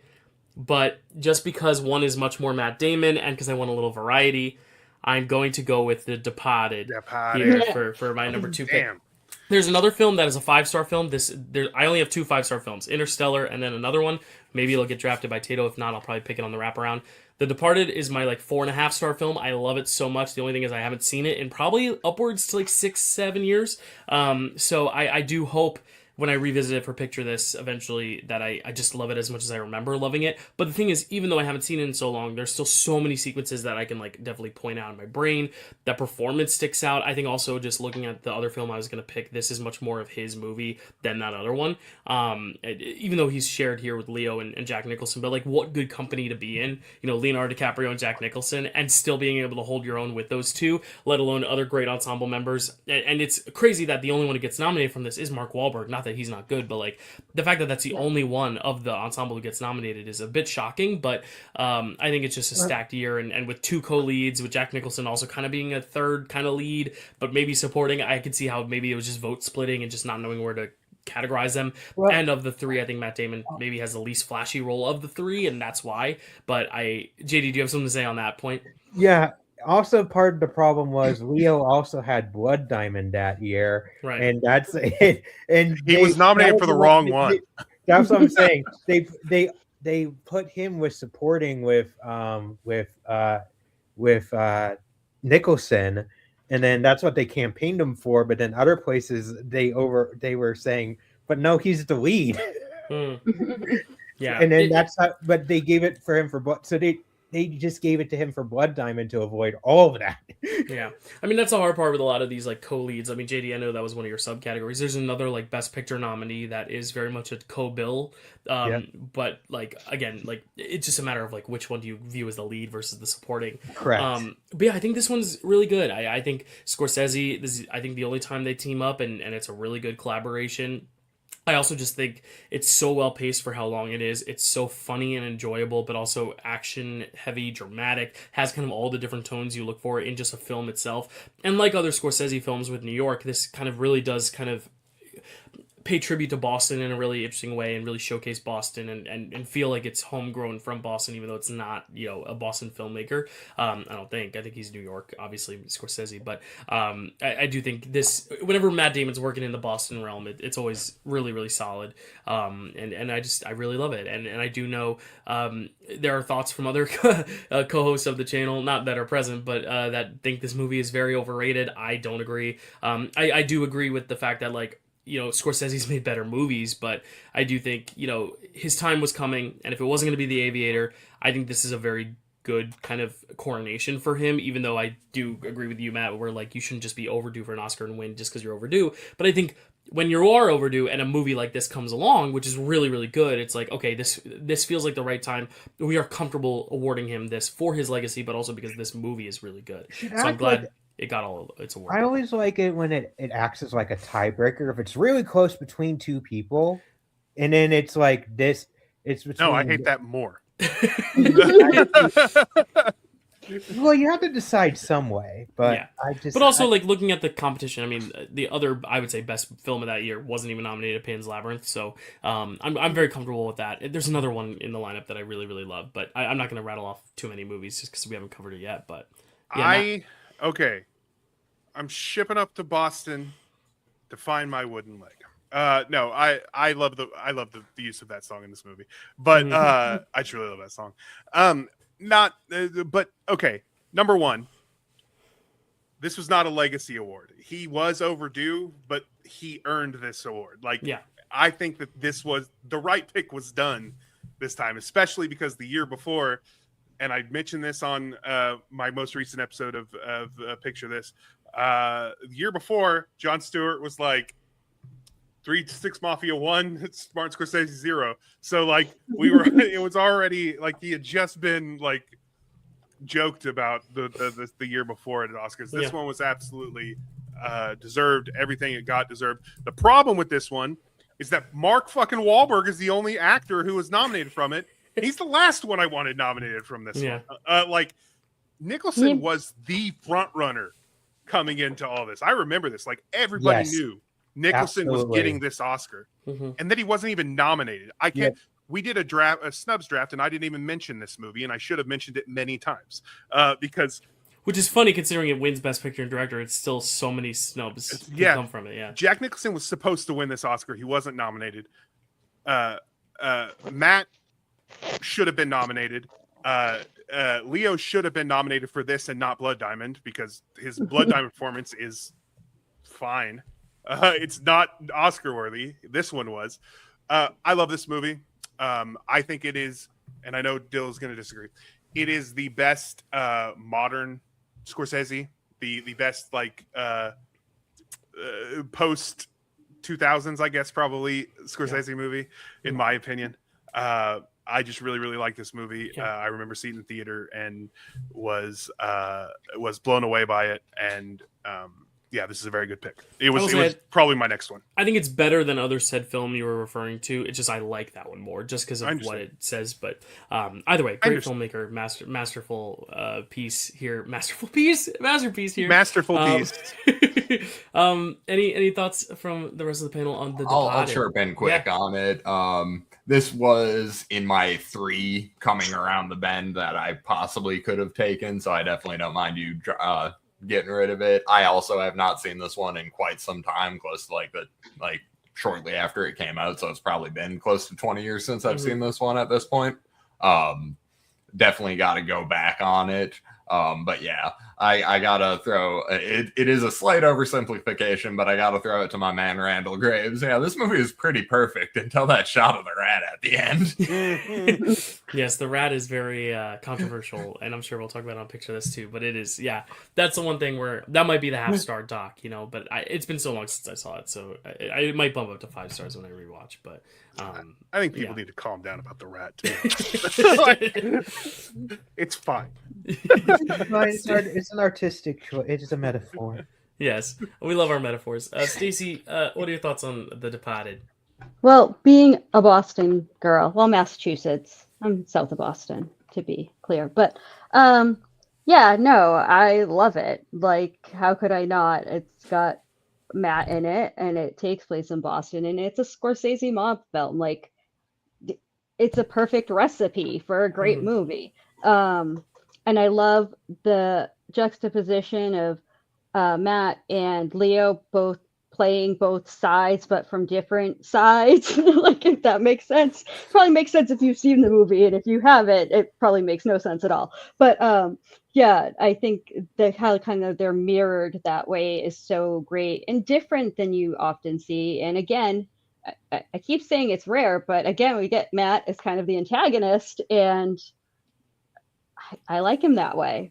I like antagonists, I guess. I think they get to have more fun, and it stretches. Yeah. I'm just drafting all the Matt antagonists today. So, we'll have to see if we get another one. Matt antagonists. Matt antagonist. Yeah, there you go. Matt Damon is very good at playing swarmy. Biggest antagonist dirty. Still out there. It is. I think that's probably. He's very good at it. Well, here's the thing about the way Matt Damon acts, because I think Stacy was talking about it before, just the likability of him. He plays affable really, really well, but smarmy is just a hair on the other side of that, and he obviously plays that really well too. So it's nice. That's all. Cool. Any last thoughts on The Departed? No? Cool. All right. Well, let's depart the second round with the final pick here from Tato. Tato, what is going to be the 10th pick in the draft? So as I alluded to earlier, I am one of the, like a big you haven't seen that cat. The biggest hole I did get to fill for this movie will be my pick here, Saving Private Ryan. I had never seen before 2-3 days ago. The movie is very, very good, and I'm not the biggest Tom Hanks guy. He is a fantastic actor, of course. I'm not going to deny that at any rate, but yeah, this movie is just a really, really excellent piece. And like I can't. I'm probably not going to say anything that hasn't been said in the past 27 years about it or anything like that. But cast is all excellent. Matt is really good. One thing I do want to allude to, since we have already referenced Good Will Hunting, I love the bit where he's talking to Tom Hanks about his brothers. It's very recollective of Robin talking about his wife, how she used to fart. And it's just really cool to see a younger Matt absorb that from Robin and then give it back in this movie. I thought that was a really cool kind of parallel that I enjoyed quite a bit. But yeah, Matty's great in this. Tom is great. Though I will say my favorite performance got to be Adam Goldberg in this. He's so good. I will forever have that scene of him just throwing the Star of David as they're marching the German soldiers past. Yeah, Juden. Like, it's so perfect. I adore that scene so much. But yeah, this movie is excellent. I'm a little surprised it slid to me, but I'm delightfully surprised it slid to me. Just because of how many great movies he's in. Yeah. I will agree with you on Adam Goldberg. He's incredible in that movie. Barry Pepper, everybody. That cast is stacked with young people who would go on to do a lot of really great stuff. And even people who had their moment in the sun, like I mentioned, Barry Pepper, who you don't never hear about anymore. This slid to you from on my side because I don't really like this movie very much. I like it. I think it's a good movie. I just have a lot of problems with this movie. This is controversial, but I think the right movie won Best Picture that year, which was Shakespeare in Love. Because that's always considered like the biggest, like the big upset or whatever. Ben versus Matt. I love Shakespeare in Love. I'm not going to lie. I think Matt is great in this. I think Tom Hanks is the best part, like is incredible. Like I love him in this movie. My problem is that, and this is weird because I feel like this isn't how Spielberg feels in general, but he does nothing to dissuade the idea that, that there are certain things you shouldn't do in war, because he introduces that idea by having someone who was compassionate in the film, but then by releasing Steamboat Willie, not holding a prisoner of war, and then it comes all the way back around, and it turns out they should never have had compassion on this guy because he was just going to kill them. That bugs me a lot as a pacifist, as a humanist. That the fact that happened, like that this movie seems to glorify doing whatever it takes in war, like that bothers me a little bit. Luckily, there's so many good characters. Paul Giamatti's in this as well. Like, there's so many good actors and characters that makes the movie entertaining. It's just as a whole film, I just don't like it a whole lot. I don't love it. I like it. I don't love it. And that's where I am. Yeah, it's very hard for me to not pick a Spielberg film when it's, I think, the only one. I might be missing one, but Stacey, is this the only Spielberg collaboration they did? I mean, I'm not great on knowing exactly who directed everything he's in, right. So but I can't say for 100% sure, but I think so. The animated sci-fi one, which I won't say by name, that was just George Lucas and not Spielberg, right? I believe so. Okay. Animated sci-fi. I don't even know what that is. I really? think there might be. Yeah, I know what they're talking about. Oh, I see. Be a couple that he has small roles in that are Spielberg. I'm not sure. There's some that feel like they could possibly be Spielberg that I don't know who directed. He's got to be somewhere in Hook, right? So everybody he's else just hiding in the corner of every little movie. He's one of the kids on the bikes in ET. Right? Yeah. So yeah, I can't say definitely because there are some I'm thinking of that I wouldn't be surprised to find out they were Spielberg movies, but not knowing everything Spielberg has directed and not knowing the directors of all of Matt's movies, I am not sure. Either way, it pains me to not pick it, but I'm glad someone who liked it. I'm glad someone who likes it a little bit more picked it because I like it. It's just like for me, he's made so many masterpieces, but it also is like this is the only one he made with Matt, so I kind of wish I could have it. But it was on my short list for sure. I think it's really well made, like craft wise too, and I think that's just like why that invasion scene, that storming the beach scene is all timer, incredible. So yeah, I think it has a lot of good. It has some that I'm just not as I'm just not a big war film fan very much at all, but not at all. But there are very few that really hit. But this one, it's there's a reason this is talked about as one of the best of like Spielberg's like kind of newer wave.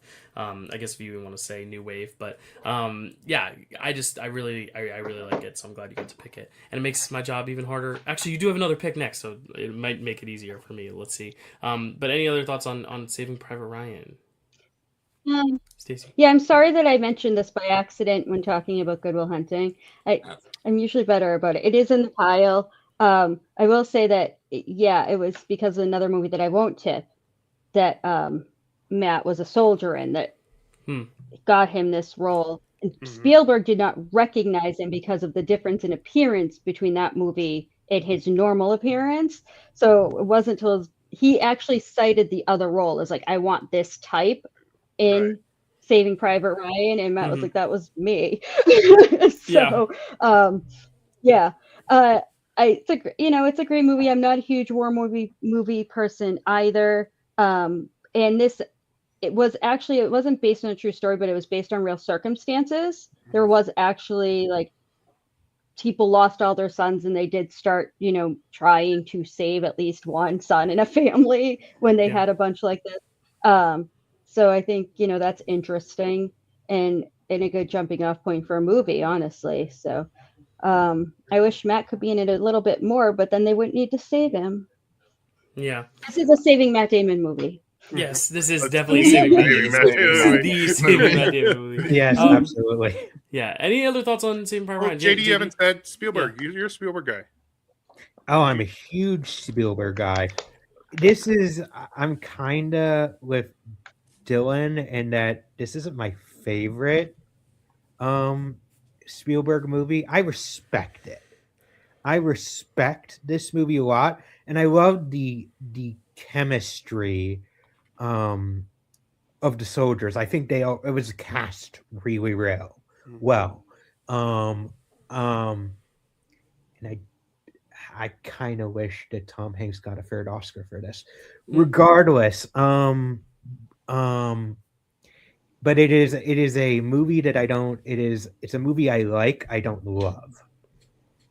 Nice. I do think another little behind the scenes, I'm pretty sure, and I'm not positive, so if I'm wrong, please forgive me, but I'm pretty sure Matt Damon has applied the advice about making it count that Tom Hanks gives him into the film to his career, like to make himself like worthy. Nice. Which I think is just a fun little tidbit. Absolutely. Nice. Cool. All right, well, Tato, you do get a back-to-back pick now. What would you like as your next pick? This is pick 11, Stacy, and I'm assuming because it can be read forwards and backwards, this was not your number. You're correct. Okay, so Tato, what is going to be your... Matt, that was Matt. I stole that from Matt because that was a very funny observation. Tato, what is going to be your number 11 pick? Your number 3.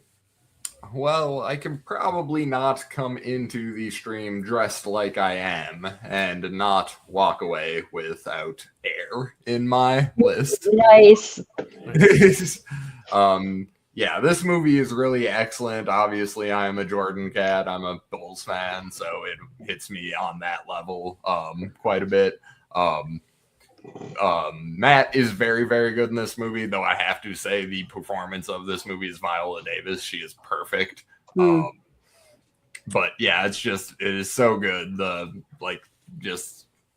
Matt is so locked in here when he's given the speech about why Jordan is going to be great. And he's like going back and forth with Viola when he stops the tape in the meeting. It's like, spoiler alert, sorry if you haven't seen it, but like goes and stops the presentation and is just like, no, like enough of all this BS. Like this is so good. I could gush all day, but I will pass on to the rest of the cats. I love it.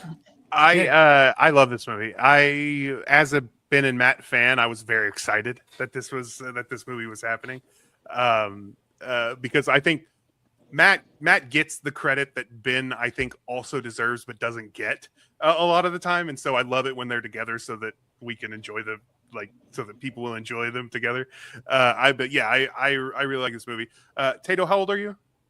35. 35. I'm 41, almost 42. So I grew up in the Jordan Bulls era.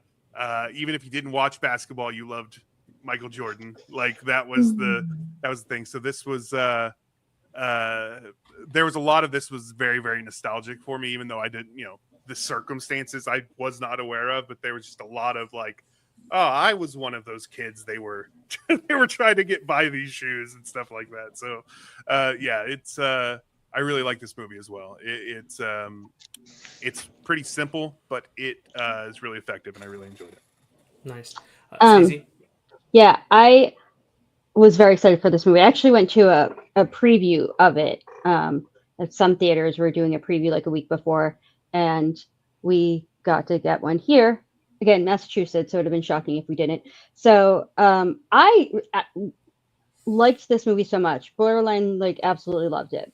I'm surprised it has not gotten more attention than it did. I think I don't know if it's underseen or just underappreciated, but I think it was funny and everything. It was illuminating to me. I didn't know a lot of the stuff that Jordan changed within, well, really his mom changed within how things work in the industry. And I didn't realize even a lot about Nike's beginnings. So I do think there was a lot in there to chew on, but it was all presented with heart and humor, which is how it should be presented.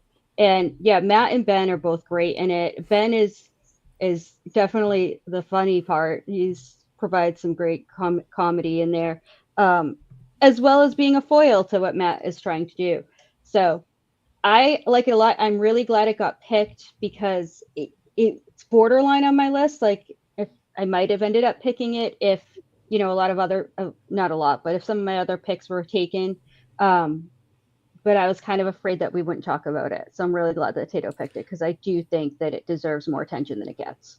Yeah, and also just chip in. We get the holy bartender from Dogma in that movie too. So. Yes, I also love how a lot of the Damon stuff as of late. I mean, there are still really heavy hitters in this decade, but I think it's one of the biggest releases. His only real leading effort, not only, but one of his biggest leading efforts of this decade. So I'm glad we kind of have representation of all decades with this one, and being a Ben and Matt movie, but also just Ben writing it and directing it and Matt starring in it. It's a little different than some of their other collaborations, so I like it. It's a good one. JD, any thoughts on Air? Air was on my list. Air is it was one on my potential backups if I didn't get The Martian as my leading man pick. But yeah, it's a really great movie. It's, as I said, it's evocative of a time, and it's one of those good vibe movies, just like you want to. Yeah, it's a feel good. You just want to live in those 90 vibes for a minute. It's just just put it on, watch it, have a good time. Yeah, absolutely. I remember. Can't go wrong. Bateman's really good in it as well. Bateman, it was my favorite role in the whole thing. Actually, he was really funny. I remember after watching it, I probably even wrote this in my review on Letterboxd, was that the fact that this movie was so tense, despite us knowing exactly how it ends up. Oh yeah, it was pretty amazing. That was a feat to make us care and worry about something we know is going to succeed. Yeah, yeah. I mean, it's not even a giant iceberg or anything. Right. Yes. Well, great pick. I'm happy because I get the one that I was between with The Departed. It's a smaller role than The Departed, but it is on the same stature as The Departed, and the fact that it won Best Picture as well. I'm picking my second Nolan. I'm picking Oppenheimer. I knew it. This is like my favorite movie. I can't believe it hasn't gone yet. Yeah, this is like my favorite movie of the 2020s. I think. I knew I wasn't going to get it. I would have to go back to the 12, drawing board and right? see. This is pick 12. Yeah. Okay. Okay. I should have waited for you to tell me if I was getting the Odyssey or not, which is funny because if I for pick 4, if I also have the Odyssey, that's going to be funny. I'm going to get the trifecta of Nolan's, but I don't care because Nolan's one of my favorite directors, and the Oppenheimer is my favorite. Interstellar is my number 2. Nolan, this is my number 1. If there was no cameo rule, this would have been my probably 1 overall, but I wanted to just lock in Interstellar because of the cameo of it all. But this is so good. He is again kind of doing the asshole thing, but it's a little more charming. It's not villain, but he is definitely playing a more comical role than a lot of the other roles in the film, I think, which also gives us some levity. But the movie itself just perfectly paced for 3 hours, moves so well. Each act kind of presents something new and innovative and fresh and fun. It does have that chalkboard genius solves the equation on the chalkboard thing, but again, it's set by Good Will Hunting, which I love. But yeah, this is just such a good movie, and Matt's great in it. This is my favorite Nolan. Favorite movie of the 2020s. With Air, I think this is the other movie that he's in this decade that really shines, and I think has to be represented at some point in this draft. Absolutely. It might have been slipping. It could have slipped for later, but I don't know because I know Matt loves this one. I know Stacy might have picked it just because it is also just one of the best movies on the list, but not as much a Matt Damon movie as much as it is a Nolan movie with Matt Damon in it. But I think what we've talked about with a lot of these films, even Air, we just talked about how we all have different favorite performances in that aren't Matt. Mine was Chris Messina in that movie. But again, I think that just goes to show he's very good at playing with the ensemble and letting others shine. And in this film, I think you could also pick out a different favorite performance. Even though Cillian Murphy's is for me the best, I think there are other great supporting performances in this thing. I love Tony Goldwyn in it. I love Bernard from Santa Claus. I was about David to say Krumholtz. David Krumholtz. David Krumholtz, yeah. I love him in this too. There's so many great Emily Blunt, Robert Downey Jr. who wins the Oscar. I didn't even bring up yet. I'm sure people will bring up more, but yeah, he is so good in a movie that I think Alden is just Ehrenreich. perfect across the board. Yes, Alden Ehrenreich is so good. Yeah. Again, every performance in this thing perfectly edited, perfectly scripted, perfect way to interpret a book that is so dense and has a very unique perspective, very sciencey, but again, the science is easy to absorb like Martian. I just think it's a perfect film. So I'm glad to get it, even though it's my second Nolan, maybe second of 3. We'll see. But there's one other one that I need on my list, and I pray to God JD, Stacy, and Matt don't pick it. So that's all I'll say. And with Stacy's little laugh, I'm worried I have to pick the Odyssey next, and I might not get my real 4th pick until 5th. But I'm hoping if this draft goes the way I want, I'll be getting my next favorite with the 4th or 5th pick. We'll see. If you had not picked it this round, I would have had Oppenheimer, and it's one of my next 2. So yeah, play the strategy right. Yeah. Same. By the way. Oh well, then I wouldn't have even got it. So. Woo, okay. Well, I would have had. It would have been hard for me to. There's between this one and another one for my next pick. Yeah. Nice. I love. I mentioned before, Christopher Nolan. I think he's great. I think that you hit it right on the head. The performances in this are just so good across the board. And yes, he does help bring the comedic, but he gets to play the straight man in this movie to Oppenheimer's kind of laid back nonsense.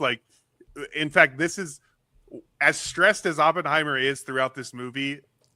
When he's in scenes with Matt Damon, he gets to be laid back and whatever, and that's always really funny. There's this part that was in the trailer, but it just is just so funny with the near zero. I love that part. What do you want from Theory Alone? That whole thing. That's just so funny.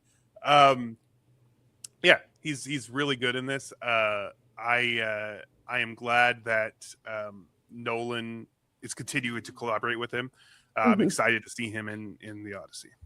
Yeah. Can I talk next? Because then I'm going to run to the bathroom while JD Absolutely. and Tato talk. Yeah. I'm so glad you picked this because if it had come to me, and apparently it wouldn't have, but I was struggling with do I pick one of my favorite Matt Damon movies next, or do I pick Oppenheimer? Because how can you not if it's still there? It is such a great movie. Yeah. It is so fun. Matt, I kind of think of him as he's kind of the bureaucrat of the bunch, kind of making sure all the I's are dotted and T's are crossed. And it does bring comedy because everybody else is all about the science and not necessarily living in the real world as far as dotting the I's and crossing the T's.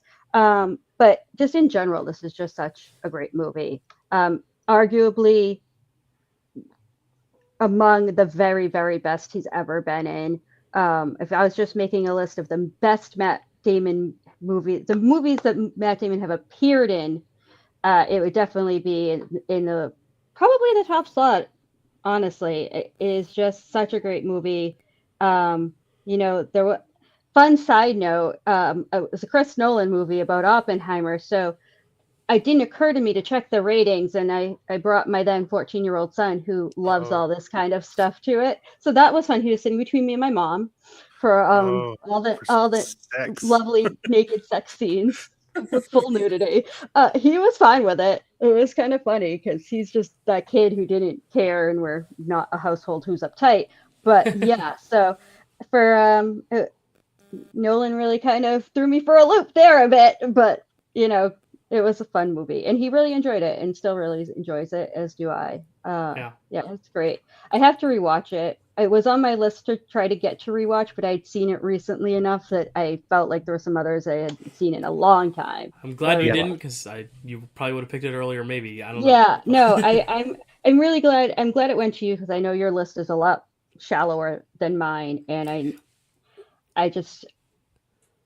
glad I don't have to pick between it and something Even looking else. at it now, my list is shallower, but I still have I still have like 5 or 6. Just real quick, as a quick tangent before you go to the bathroom, I have been in that situation because I was raised in the 80s and 90s, so so kids could watch whatever. And I've been in that situation where like you're between your mom and grandma in a like really raunchy scene or whatever, and yeah, you're fine with it, but you just hope that the two people on either side of you forget you exist. Please don't look at me during this scene. I don't want us to interact. I don't want us to know each other now. That's not what it's like saying between. That's like I sat between my two parents during Trainwreck. We went to a family to see Trainwreck together. Yeah, that was something. I think I'd prefer the full-out nude sex to like the raunchy comedy type if I'm going to accidentally take him to an R-rated movie. Yeah. I mean, now he's 17, so it's fine. It's whatever. But, Well, my mom and I binged Orange is the New Black together, so you have nothing on me. No, I'm kidding. But yeah, Stacey, you can go to the bathroom real quick while JD and Tato talk about Oppenheimer. Tato, any thoughts on Oppenheimer? Yeah, I'll chirp quick. This was the next thing on my list that wasn't taken. The movie is pretty perfect. It's just not the most Tato flavored. Obviously, neither is Saving Private Ryan, but I had that a pinch above. But yeah, my list, I did slapdash together a list kind of quick this morning, but it reads Amy, Good Will Hunting, Private Ryan, Departed, Oppie, Air. So those last 4 picks all in a row were a little later than I expected them to go, but that is kind of how I expected them to go, sort of. Nice. JD? Yeah, this is, I said, I was surprised it had gotten this to round 3. I thought it was going to be taken a lot sooner. So I didn't think it would. I would have had a chance in hell to get it in round 3. But yeah, it would have been between this one and something else and for my next pick. He's like the comedic. He's the comedic element of the flashback sequence, which I find of the like 1940s flashback, period, which is a lot of fun. And I think it's a credit. He probably got Oppenheimer because he was willing to take kind of like this kind of secondary, like this this ensemble role in Oppenheimer got him the Odyssey in this next one. Yeah. Yeah, you could say Interstellar got him this, and this guy got it. Yeah, correct. Yeah, absolutely. Yeah, it's to his credit that he's willing to kind of take these smaller roles with these auteurs, so it keeps them in mind for later for bigger parts down the road. It's, as I said, I actually, this is my favorite of the ensemble roles of the supporting people in Oppenheimer. I just find him going back to the sense of humor, I find his comedic range so funny. And you know, Matt, you were talking about the one about the near zero. My favorite one was like when they were when he was talking about the interview with talking about the interview with the professor, with him and the professor at the university, and he's like, "What did you tell him?" The one where he's like, he doesn't want to give up like his best friend, because who told him about the communist meeting, and then the government guy shows up to want to interview him about how did you find out this information, and he doesn't want to give him up because his friend is part of the Communist Party. That whole scene where he's like, "What did you tell him?" And he's just like getting flabbergasted, like his Oppenheimer's continuing to talk. That's my favorite kind of frustrated Damon of all of it. Nice. Cool. Yeah. Matt, do you have any other thoughts on Oppenheimer? No. Sweet. All right, then JD, we will transition to your next pick.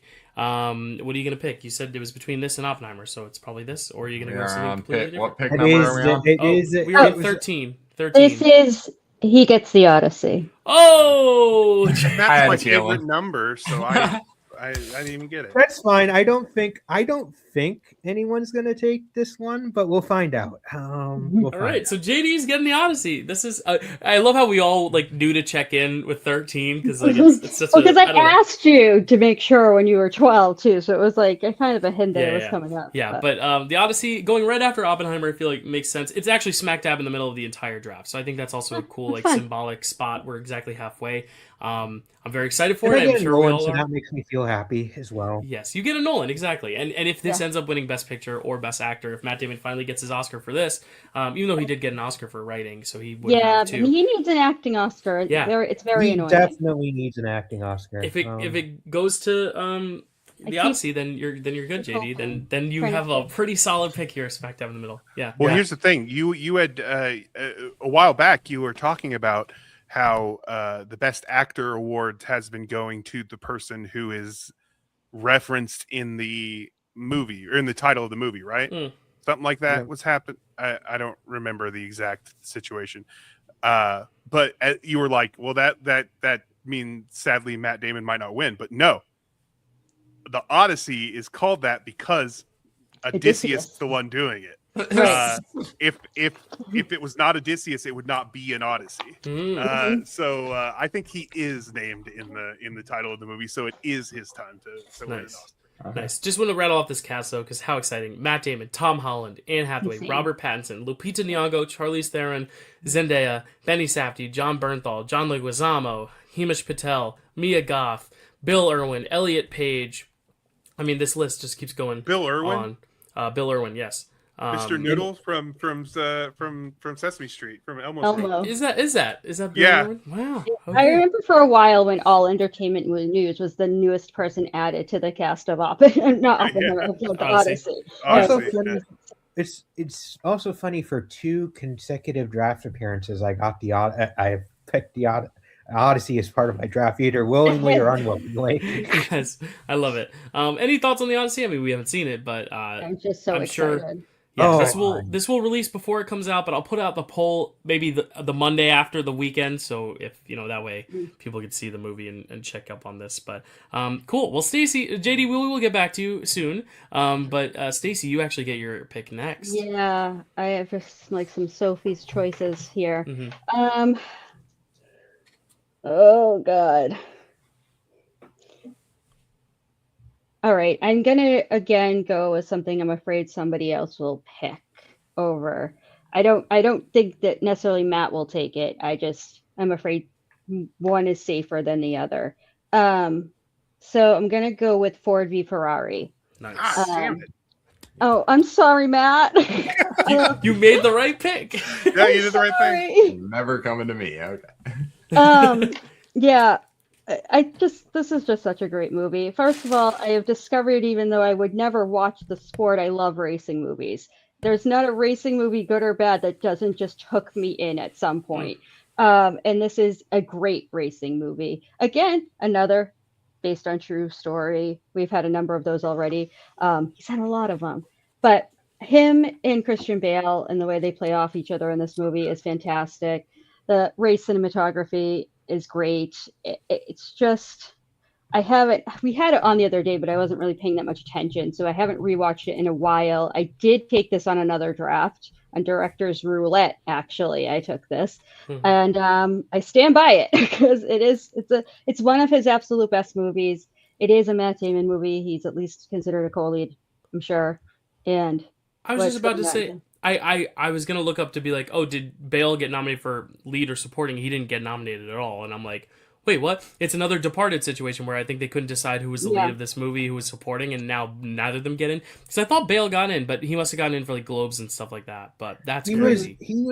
They campaigned him for supporting, but he is, I would say he's the lead of the movie. I'd say they're co-leads. Yeah, it's you can make an argument for both of them. Yeah, for the Globes, Christian Bale was nominated for Best Actor, and then SAG was nominated for Best Actor, and then got snubbed the Oscar in favor of The Two Popes, Jonathan Pryce. So yeah, and with anything, it's so funny because you don't think of Matt as being in a lot of comedies, but he brings a bit of comedy to everything he does because it's just so great. And there's the fight on the corner is with the groceries, with the groceries and the bread, just always will live in my brain forever. So yes, please everybody gush about Ford v Ferrari. Yes. I'm a big Mangold fan. But even bigger, Christian Bale is one of my favorite actors. I'm a huge Bale fan. I am a big Christian Bale fan. So this was next. Like I knew I had the wraparound, I had the back-to-back, and I knew the two that I was going to take, and first was going to be Ford v Ferrari. It's a great film. I not much else to say about it. The two leads are really great in this movie. Christian Bale, Matt Damon wasn't nominated either. Neither of them were nominated for this movie. Yeah, they both were snubbed for this. I just really like this movie, and it was next. So there you go. Yeah, just a great director, just in his, for lack of a better term, wheelhouse. Just those wheels just hit that pavement so well. It's a great movie, and it's in a slate that I think is so stacked for Best Picture that like. It wasn't even like in my top 5 of those nominees, but it's still so good. Like I think that's what makes that slate. Save for one film, we'll get there someday, but that's one of my favorite Best Picture slates ever, and this is one of those just heavy hitting, amazing, great works. Yeah. Everybody called it a dad movie when it came out because it's the way you take your dad. They did. And that is true, but that is a little bit reductive. Of course, I am a dad, and I like it, so I don't know. Maybe it is. Maybe.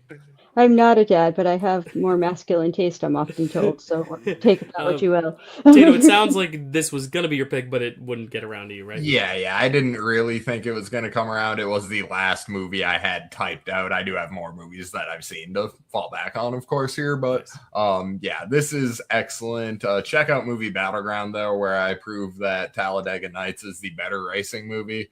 Because when your opponent picks Ford v Ferrari, you can't pick another serious racing movie to go against it because that's the correct answer. Spoiler alert. Yeah.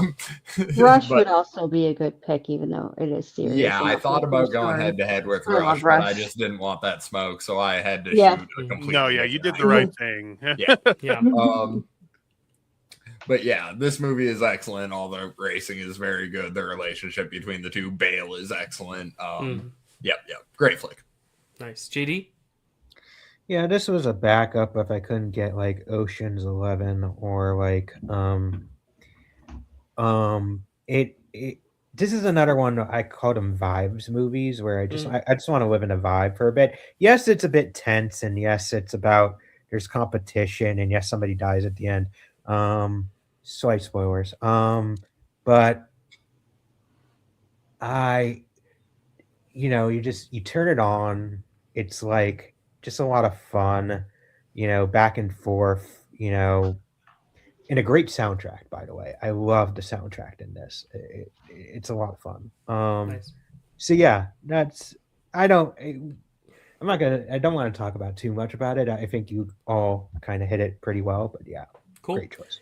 Alrighty. Well, whose pick is it? Matt's pick? Mine. Yes. Oh, that's right. I for some reason I thought that was your pick, but it's because you were No. going to pick it. Sorry. No. I didn't mean to rub salt in the wound. I was just like, wait, whose pick are we Maybe on? we'll pick Dylan, the no. other movie that I was trying to decide between. Because we were all talking about the movie like it was going to be one of our picks. So that's a testament to how good it is. And you're going to be rounding out our third round here. There's a few titles that are still pretty heavy hitting. One in particular I'm surprised hasn't been picked yet, but I haven't seen it. So maybe that's why.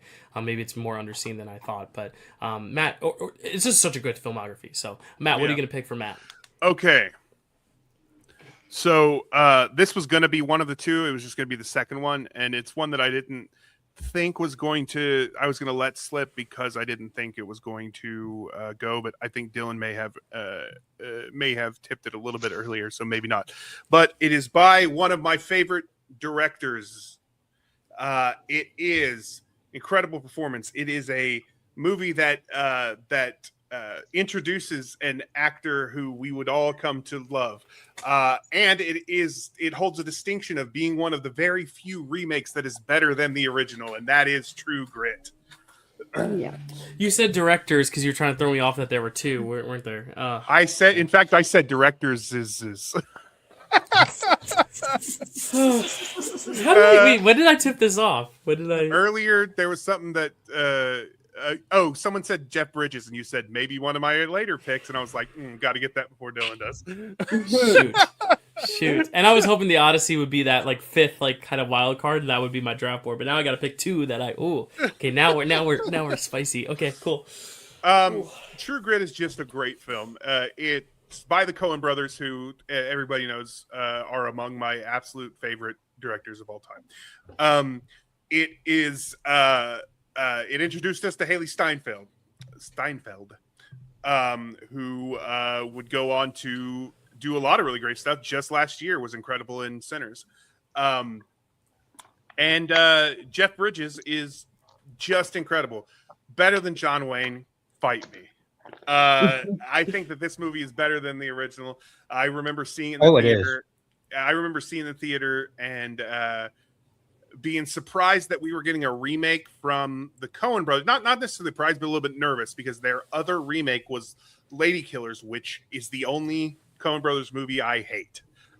So I was a little bit nervous going into it, but I came out going, oh my God, this movie is incredible, better than the original. I don't need the John Wayne one anymore because now I've got this incredible film. And Matt Damon is great. I don't know how to say this because it sounds like I'm about to say something negative, but I'm not. He is he perfectly encapsulates a supporting performance. He is so good as that second hand, in this movie. I really love his performance and how well he is utilized in it, and that goes a lot to the Coen brothers because they're actors, directors, so they're really good at using their actors. But yeah, I really enjoy this movie. Yeah, it's a great pick. I have to run to the bathroom or it's going to kill my bladder. So I will just say, I love this movie. I love it not just because it's one of the movies that's better than the original in terms of remakes, but also just like in the Western genre. I'm just not a huge Western fan, so the fact that this works as well as it does. And like you said, I think Matt Damon's probably the third person that comes to mind when you think of this film. You think, for me, primarily Haley Steinfeld, then Jeff Bridges, then Matt. But that's not to take away how good Matt is. I also think, I think you brought this up, but Roger Deakins, greatest cinematographer, one of them. Yes. My favorite cinematographer of all time. Yeah. Yes, just a beautifully shot movie as well. And, I know some people have different views on the ending, not takes on the ending, it's very clear, but whether they like it or not, whether they think it's a satisfying ending or not. Either way, I think the journey is more powerful than the destination, and this journey is really great. Just such different personalities and characters working together to create a really interesting revenge story, but told from an interesting perspective, having this youth kind of outlook and this kind of more parental figure, even though he doesn't want to be, which I think is great. And then Matt Damon kind of fitting somewhere in between, maturity lines and good, evil, he's kind of good but bad in elements too. So I just really, really like this movie. It's maybe my favorite Coen. Maybe next to only No Country. Like, I love this movie, and I'm glad Matt picked it because it deserved to get picked in the top 3 rounds. So I'm glad you got it. Cool. I'm gonna pee real quick, and someone talk about. I think it's better than No Country, but I will talk. It might be on a rewatch of No Country. It might slip down. Like, this could be my number 1, but I like, and it's controversial considering I know a lot of people love a lot of different Coen films. Big Lebowski's also up there for me too. So, but I gotta pee. So someone talk about it. Yay. I'll be short, because I do really like this movie. Westerns aren't my thing. It is a movie I only ended up watching because I was like, God damn it, I've seen almost all Matt Damon's movies. Let me just round it out and watch the ones I haven't.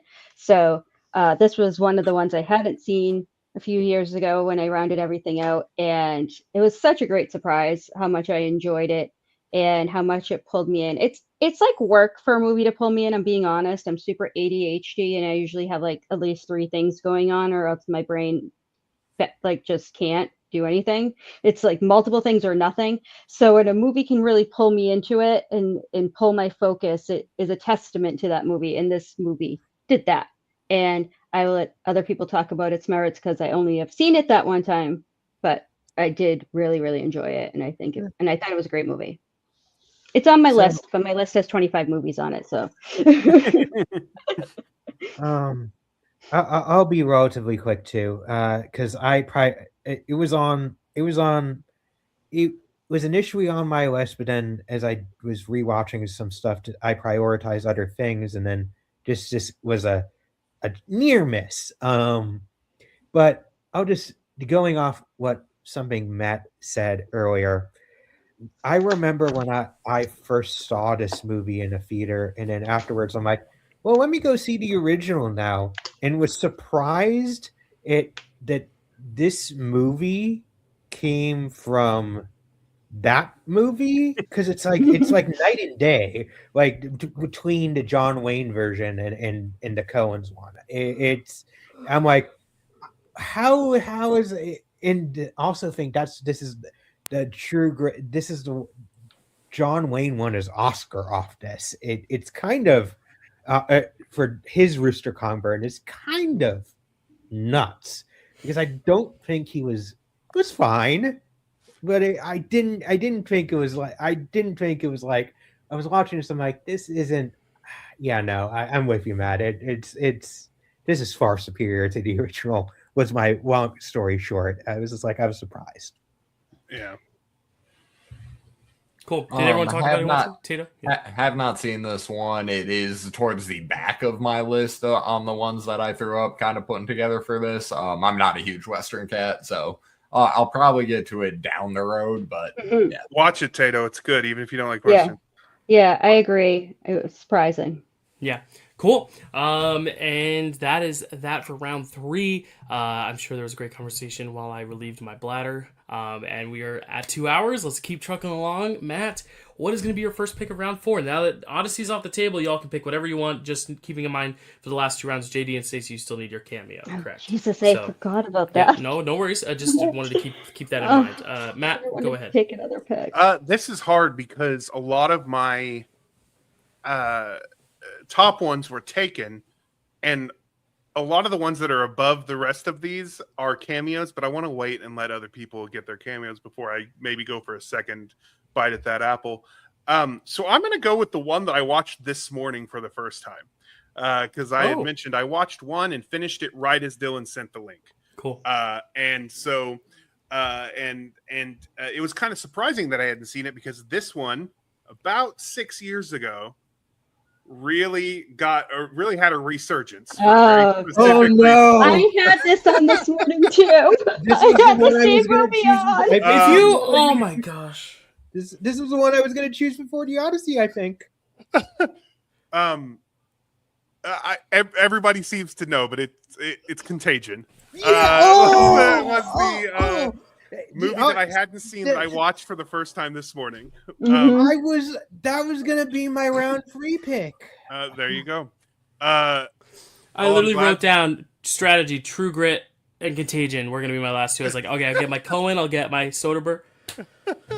Oh man, you're playing this game really well because I'm. Yeah. Good job. Good job. So, sorry guys. I'm really mad. This is the true Odyssey Oppenheimer this bomb. Odyssey screwed me. Oh wow! I didn't see this when it came out because it came out. It's similar to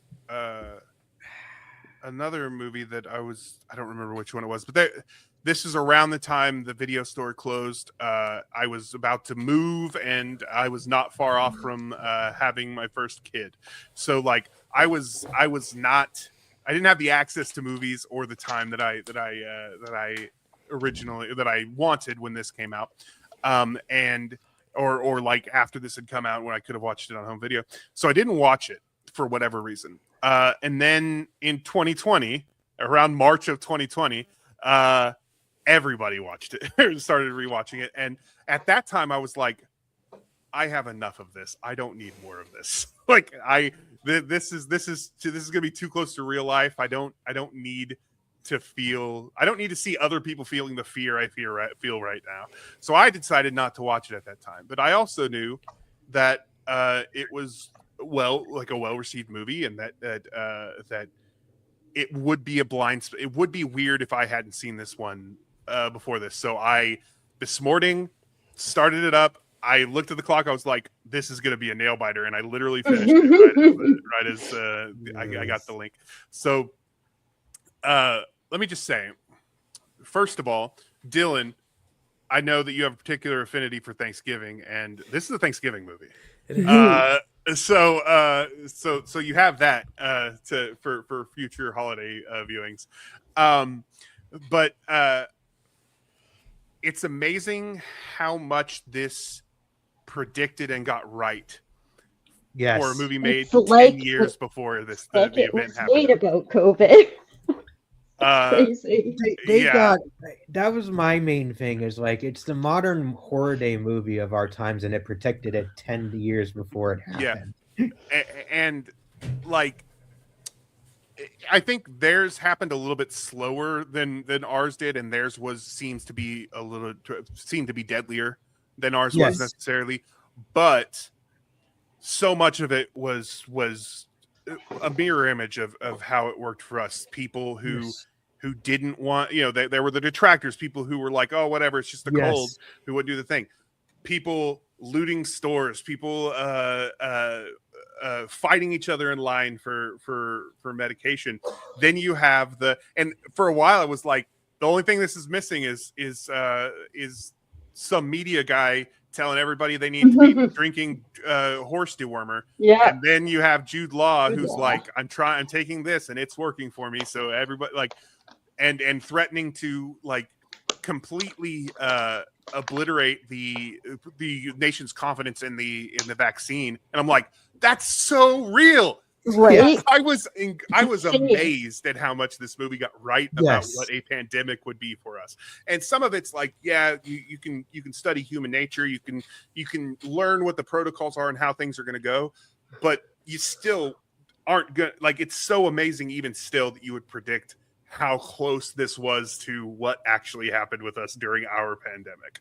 Even they got it involved in an infected bat. That's insane. Honestly, you could remake this movie about COVID and it would be almost exactly the same. Correct. Movie. Yes. To the extent that on the digital copy that they had the cast during lockdown do COVID-19 PSAs because so many people were watching Contagion at that time, and because it was so realistic, the cast, there's PSAs on the digital copy that they asked them to make. I was one of those people. Oh, nice. One of an important thing, if anybody hasn't seen this, it's on Prime right now. $2.99 to rent, $3.49 to purchase. So you should probably go buy this if you haven't seen it. But outside of all that, I love when Matt Damon is a dad. I really love a dad Damon, and Damon. There was another one that I could have picked where he's a good dad.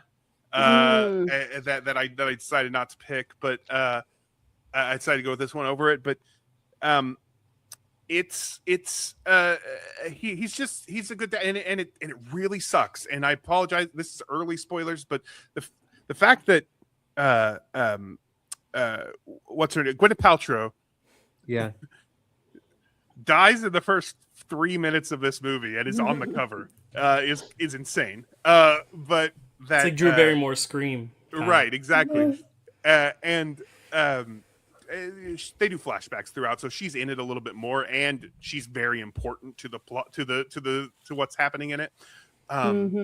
But it's Matt Damon having to deal with this loss while also like dealing with this pandemic and his daughter who is just trying to live her life, but like he's trying to save the last remaining person in his life, you know, and also having to deal with like his wife's history, which is now coming up because her movements are under microscope now because she seems to be among the first to have this virus, and so it's he's very, very good, and it's one of his best subdued performances, if I could say that. It's maybe not among his best of all time, but in terms of like his everyman performances, it's among his best.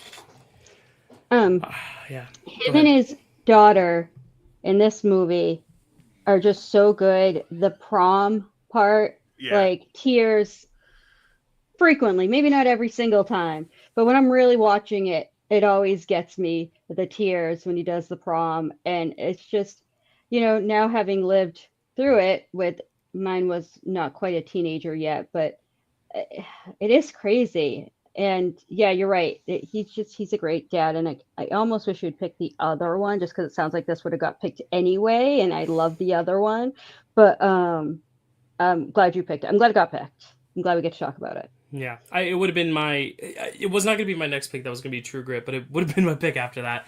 Just because I think it is. Yeah. I went runner on Dylan's picks. Yeah, no, it's fine. Definitely on my list. It's a great movie. I wanted some Soderbergh on here regardless, but now I'm like, I don't know if I like the Soderberghs left enough. But this is one of my favorite Soderberghs. I think he's a great underrated director. I think that this film is just so.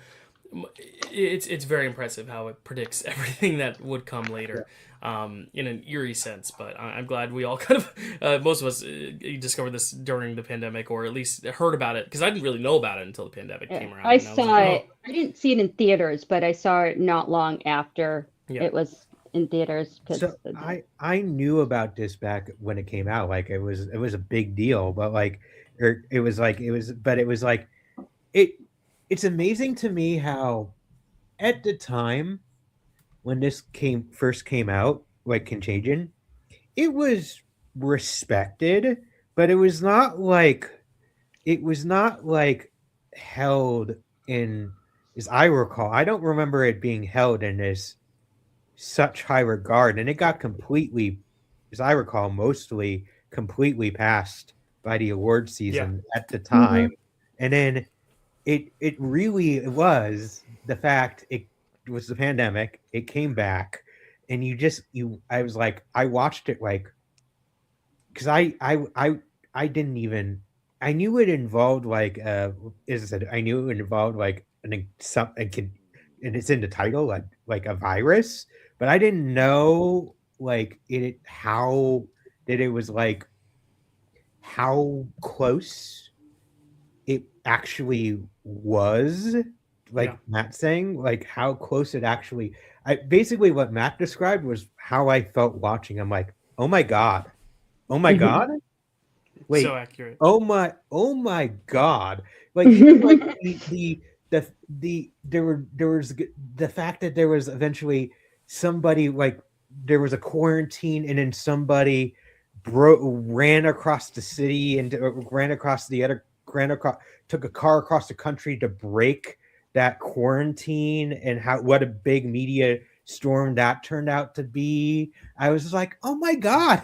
Like, he got a couple things. As I said, there were a couple things that got wrong, like the lottery, also like how when they finally came up with the vaccine, like that didn't necessarily, but again, it's shocking how. But we still delivered that vaccine in stages. It was more based on age. Yeah, but it was. Yeah, it was that was more my thing. It was stages, but it was like ours was more on age. But yeah, it's insane. It's absolutely insane. Yeah. Tato, have you seen this one yet? No, but after that, I feel like I have. You saw it. It was 2020 to 2021. You lived it. As I said, like, good on you, Matt. That was my next pick, and that was going to be my third round pick. That was what I was moving to. Nice. Matt with the great strategic picks here. Didn't get Ford v Ferrari, but I two. keep stealing. I stole 2 of Matt's picks, and then he stole everybody else's. Yeah, we're just stealing each other's picks here, but it's okay. No, that's a great. That's how I want this show to be. I wouldn't want it any other way. Stacy, what are you gonna pick next for your pick? Did Matt pick 2? Yeah. True Grit and True Contagion. Grit and then Contagion. Oh, that's right. True Grit. Okay. God damn it. All right. Still some heavy hitters. There's the thing is, there's the heavy hitters, and then there's the ones I don't think anyone will pick that I want to talk about. And so I'm like, oh, I'm definitely not getting the most votes based on my picks. All right, I have to put it out there. It's possible somebody else will bring it up, but I'm just not sure enough. And that is The Talented Mr. Ripley. This is the movie I point to if people say Matt Damon can't act, and it's a very early Matt Damon, early in his career. He is so good in this movie. He is, again, the antagonist. Apparently, I have a theme going on. But he's such an unlikely antagonist. It takes a lot to expect for anyone to suspect him of being a scam artist and a murderer and doing the things he does, because he is the meek kind of nerdy guy that people just look right past. I didn't like Jude Law for a long time because he was nominated for this movie and Matt wasn't. I got over that. It was silly, but like it just left a bad taste in my mouth. And whenever he'd come up, I'd be like, Jude Law. Philip Seymour Hoffman is also great in this movie, although I hate his character in the movie, but he's so good. And this is so underseen. I think it seems like everyone here has seen it, but in general, it's such a great little psychological thriller. I know the TV show I hoped would bring it maybe more attention, but it didn't really seem to. And I also love a thriller. I'm a murder girl. I like movies that have a lot of murder. So it was right up my alley. When it came out, I was right there front and center as soon as possible at the theater. If you haven't seen Talented Mr. Ripley, particularly if you also like movies with murder or some twists and some good thrillers. Also, Matt Damon sings My Funny Valentine, just in case for some reason that appeals to you. That is in this movie. And yeah, I highly, highly recommend it. And he definitely can act. And he lost a really dangerous amount of weight, but not as much for a movie that hasn't come up yet. So I won't say. I'll chirp quick on this one because this is the second of the 2 behind Interstellar that I had not seen that I really did want to get to. This is the next Matt Damon movie that I will be seeing. I've wanted to get to it forever. It's just kind of one of those ones that sat on the back burner, but I'll be back. Yeah, mine as well. Like, this is one where I was shocked it didn't go in the first few rounds because I just thought this was next to Good Will Hunting, like going to be the number 2, like that everyone was fighting over. I thought it was going to be Good Will Hunting and this one. So the fact that this fell to round 4, maybe just because Tato and I hadn't seen it, so it was really just the 3 of you fighting over it. But I mean, this is, for me, the biggest blind spot that I want to fix. And I've heard, because I've seen Saltburn, that, like, I've seen this, but I haven't. So I don't know how accurate that is. That's just what I've been told. But I do really, really, really, really, really, really want to see it. So, yeah, I'm looking forward to revisiting, or not visiting it for the first time. But this would have been, like, if everything was picked and I was left with stuff that I hated, I might have just been like, well, I know this is an iconic one, so I'll take it with the last pick as, like, a symbolic, pick, because I'm not going to take anything I don't like. So, yeah.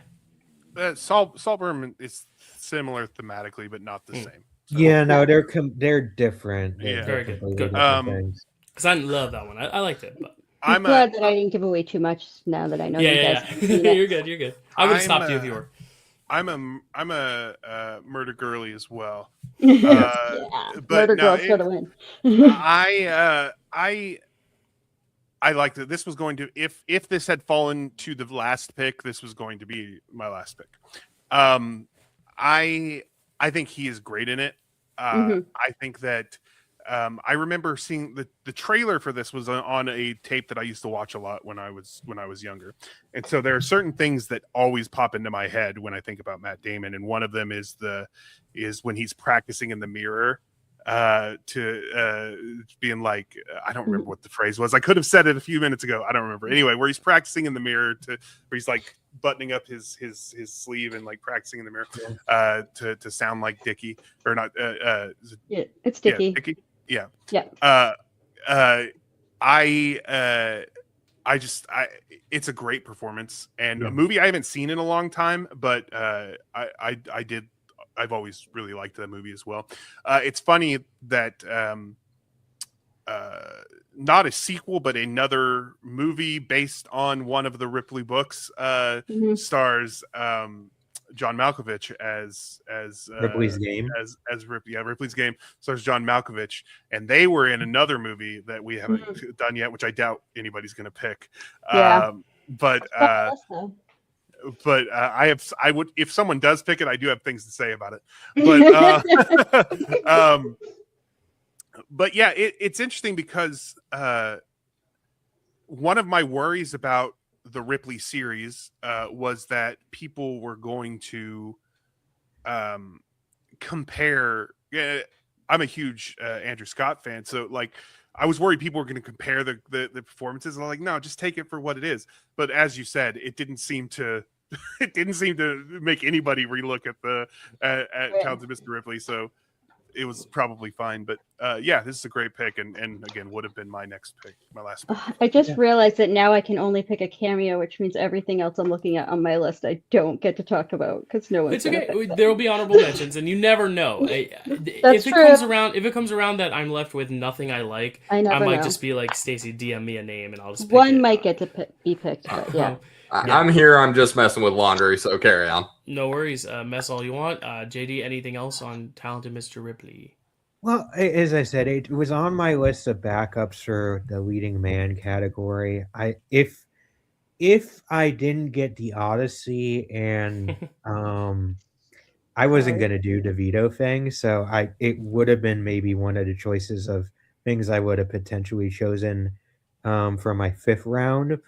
But it goes back to, as I said, it's a great earlier performance from him, one of his earlier leading ones, and it goes back to what you kind of we've been talking about throughout this draft, which is he plays affable so well, and he also knows how to weaponize that affability. This is the one where he weaponizes that affability so that no one, as I said, that you don't see for a long time what he actually is, which is a murdering scam artist who is trying to social climb. But it's a great choice. Nice. Well, JD, what is going to be your choice here with the third pick? I have a little bit of hope that one of my things might get. Yes, you also have to pick your cameo in the next two picks, just to let you know. It was going to be my last pick. I'm Cool. I'm aware. Cool. Because at least one of I think I know one of them is safe. I don't think anyone even knows what one of them is that I may want to talk about. Maybe Stacy. I was going to say that's it. Actually, so my next category was my ensemble player, and Contagion was going to be my pick. That leaves me, kind of keeps me low at that category. I think I'm gonna, since this is Stacy's draft, I'm going to choose one that she told me I should actually watch for this draft. It was one of my blind spots. Nice. Courage Under Fire. Nice. Is I can say the name. Yeah, one that Matt Damon got cast in. I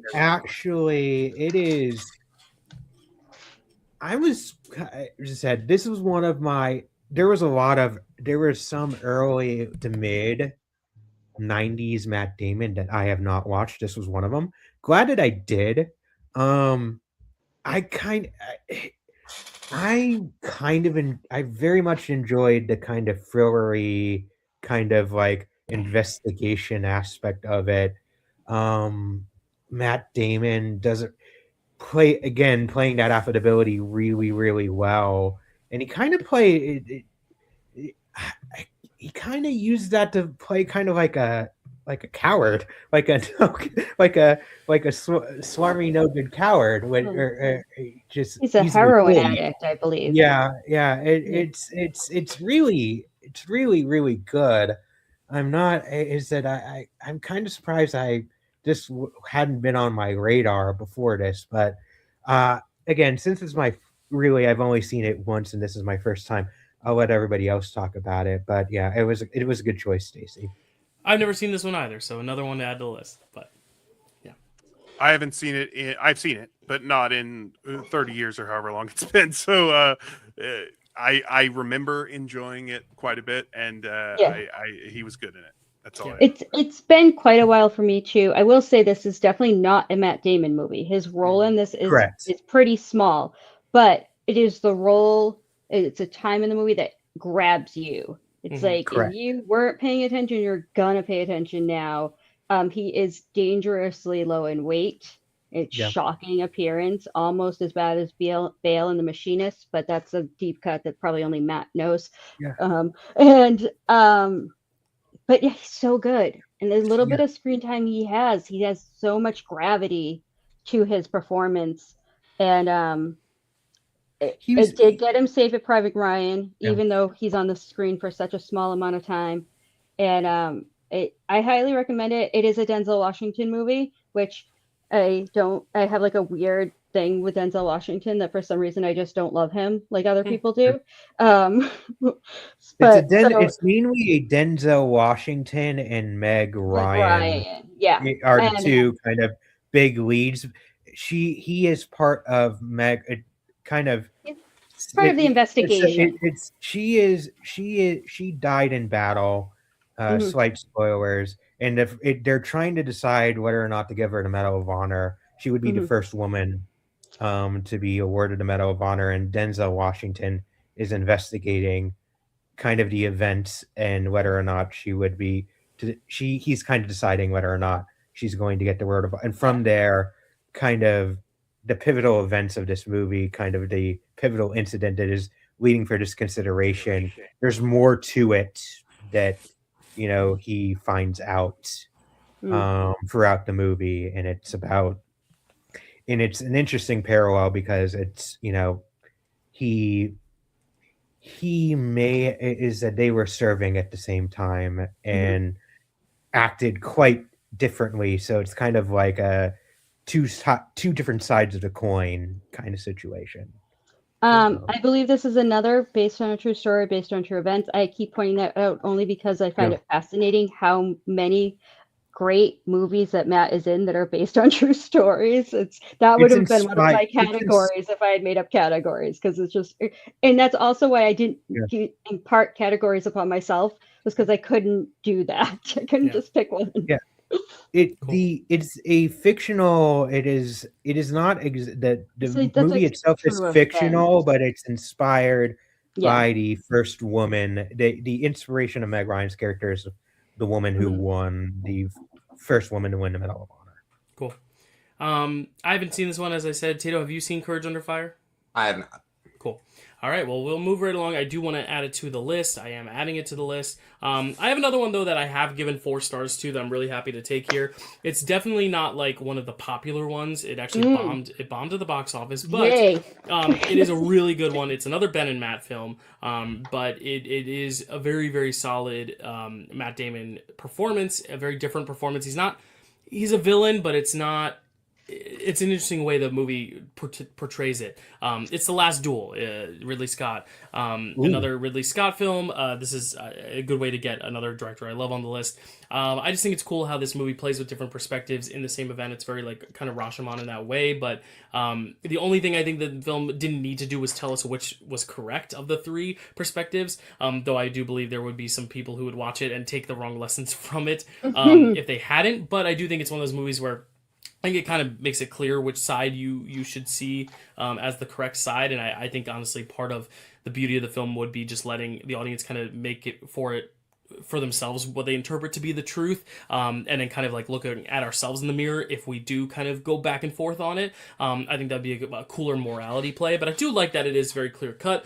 It's just a really cool exercise in direction and perspective, very little things, especially with Damon's character, because he does have to do some of the scenes over and over and over again, and every time he does it, it has to be a little bit different than the last because of who's telling the side of the story. So I really, really do like just this as a formal exercise for Ridley Scott, because Ridley Scott is such a versatile director. He's in war films, he's done space films, he's done sci-fi, futuristic stuff, modern day stuff, but I think rarely do we get like a film like this where it's more of a societal message thing, not really fitting into one. I mean, it is in the more medieval period piece genre, but it is more just like a character drama, which I really, really like. It's not what you expect him to do, but I think next to like Robin Hood, which I thought was a slog, this is definitely a step up in like the medieval realm for Ridley Scott. So really, really love this. I do like Ben Affleck's performance in it. I know a lot of people don't. I think it's refreshing. Yes. I actually like it better than his Shakespeare in Love performance, which is kind of similar.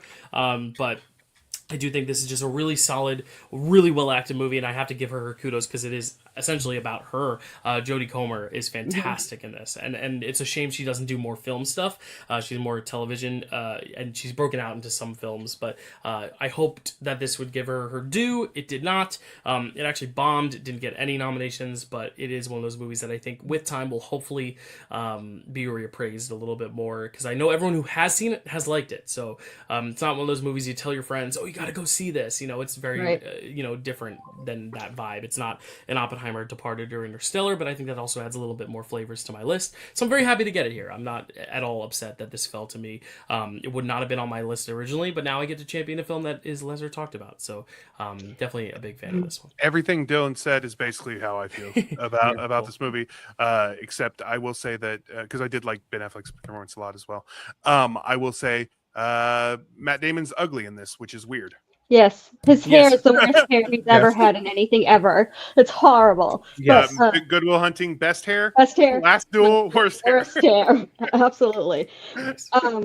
There were so many movies I hoped you were going to say with how you started talking. I was like, oh, maybe I'll get this one, or maybe I'll get that one. This was not. I should have known because it was you. Like, I should have thought like this is probably where it's going, but I didn't.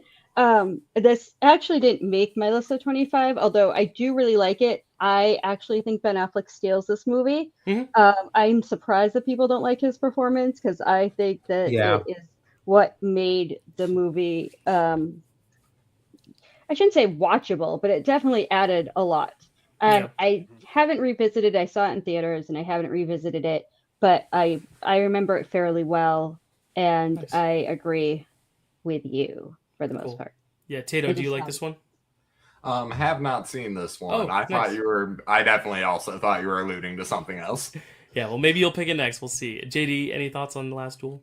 So funny you brought up The Last Duel. You remember in the co-lead I said, should I go more obscure yet? This was the one I was referencing to. That's how highly I think of this movie, actually. Nice. I agree with everybody here, Matt. Ben Affleck was perfectly cast. People have a weird thing with because like you're telling a historical movie, so they have to talk. And now that I've been reading about this. I'm a good thing I hadn't watched the trailer, the latest Odyssey trailer, because I've been only hearing the backlash about, oh, they're doing modern speaking. Why are they doing? I'm like, zero Odyssey trailers. Get a life. I'm sorry. That's the end of my side tangent. Point is, that's what but my larger point is that's the issue that they have with Ben Affleck with this movie, but it works. It 100% works for what they're trying, the role he is playing in the movie.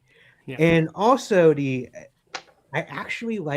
really like Matt Damon in this movie. It has one of my favorite kind of Matt Damon roles, which is throughout the movie he is slowly revealed to be an arrogant prick, kind of. He has a whole bunch of these, and I love every single one of them.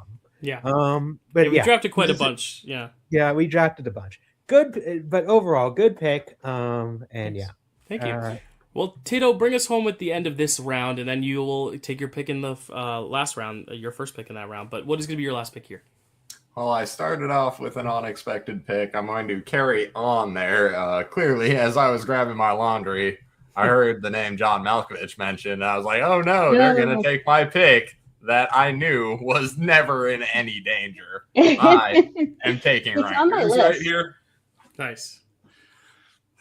Yeah, this is one that I really do. I adore. I'm a huge Ed Norton guy. He's really good in this, like as his character. Obviously, it's a character you love to hate type guy.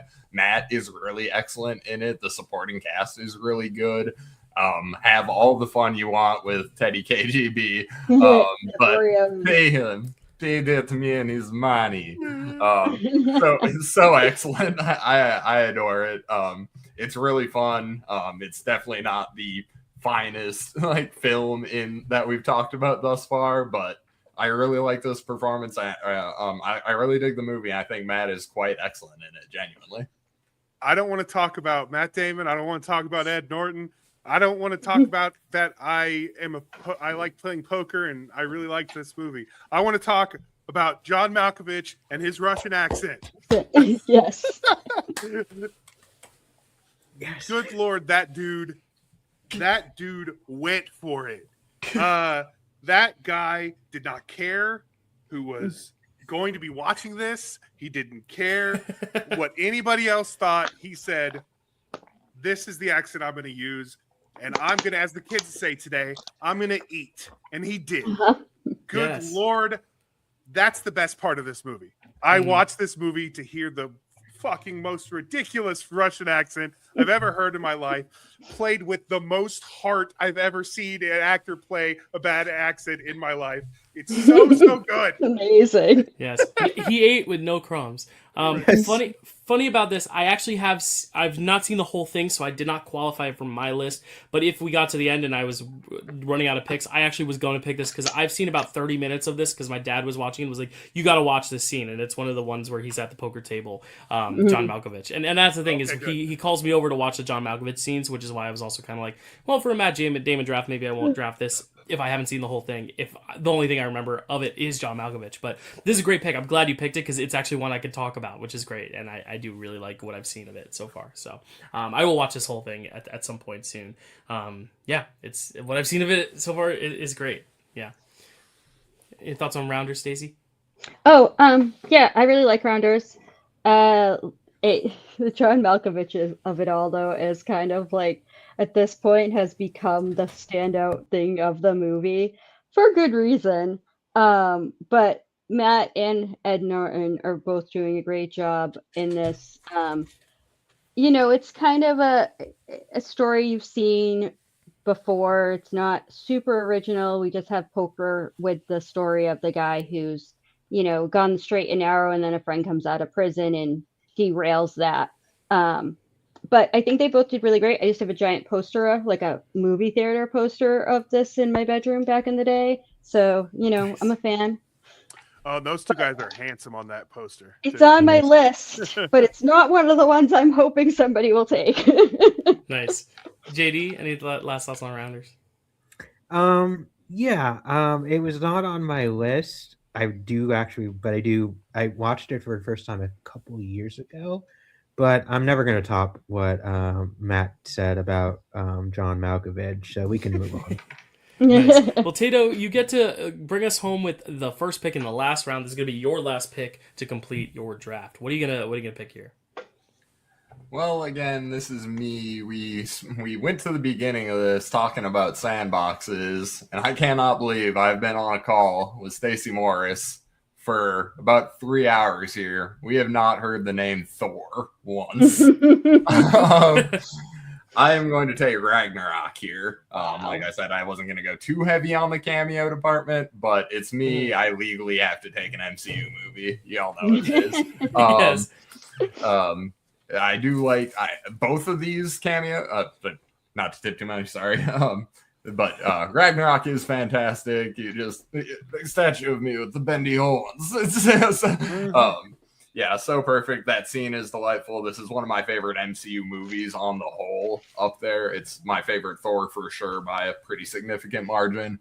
Top 5 for me in obviously a franchise that I love. And the cameo itself is also really good. So I'm pretty happy to wrap up a neat little Tato sandwich with a view askew and MCU as the bread. I love it. Nice. Yeah, I love how you got both your sandboxes because it's like, yeah, like assuming that was your other sandbox you were talking about.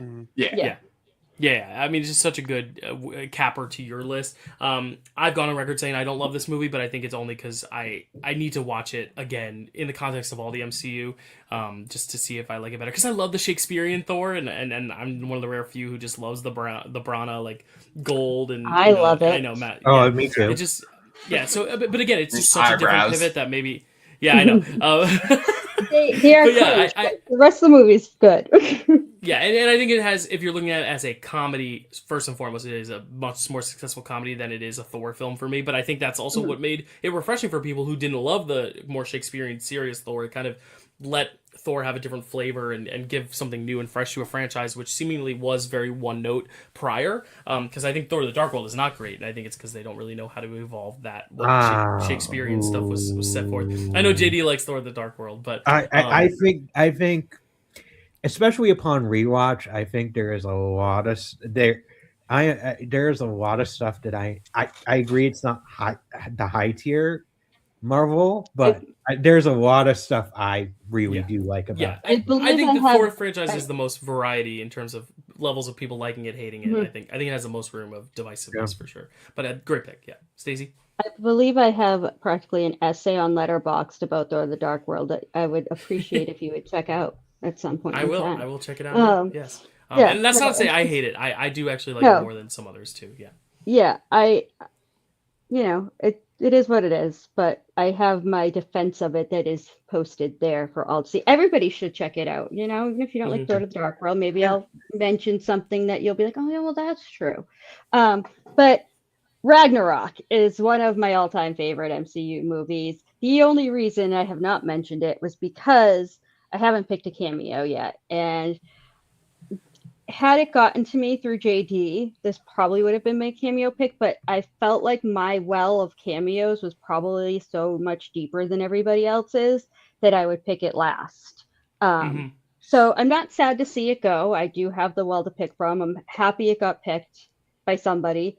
And I didn't know he was cameoing in this when I saw it. And I was like, oh my God, is that Matt Damon? And also he's playing Loki. And I love Loki and Dogma. And so that's just a whole fun little, whatever. I don't know. I'm getting a headache. But yeah, it was a great reveal. And I love when they come back, even though I don't, Love and Thunder is definitely not the best of anything. But I do love when they show up again, discussing. Well, they show up doing another play, but then they show up asking questions and how to do the current situation again. And it is probably one of my favorite moments of that movie as well. Always bringing the comedy. So it's a great pick, whether it's for a cameo or for a regular one. It's a great pick. It's a great movie. Yeah. It's barely a cameo in Love and Thunder. It barely qualified for a cameo. It's a supporting performance at that point. And my favorite part of Love and Thunder is the gore cut, the movie whatever movie Christian Bale thought he was in. Yes, that's what I want to see. And also just small tangent. I'm on record as thinking that the Thor: The Dark World, I'm so sorry, is better than Guardians of the Galaxy Volume 2, which I know is a lot of people's favorite MCU movie. I'm actually with you, believe it or not. But outside of all that,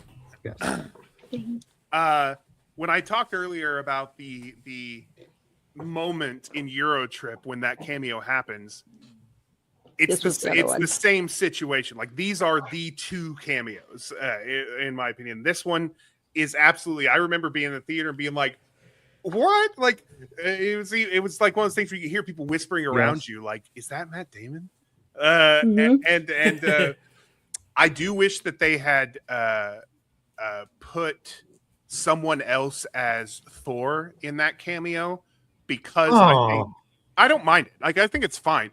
But I do think that people like for me, I was like, oh, I wonder who's playing Thor. I was like, oh, okay, it's him. Like, but the third Hemsworth. I mean, what if it were bad? I think his name is Luke Hemsworth. Yeah, He's the third Luke, Hemsworth. that is it. Yeah, it's and it's like, okay, but you know, what if it had been Ben?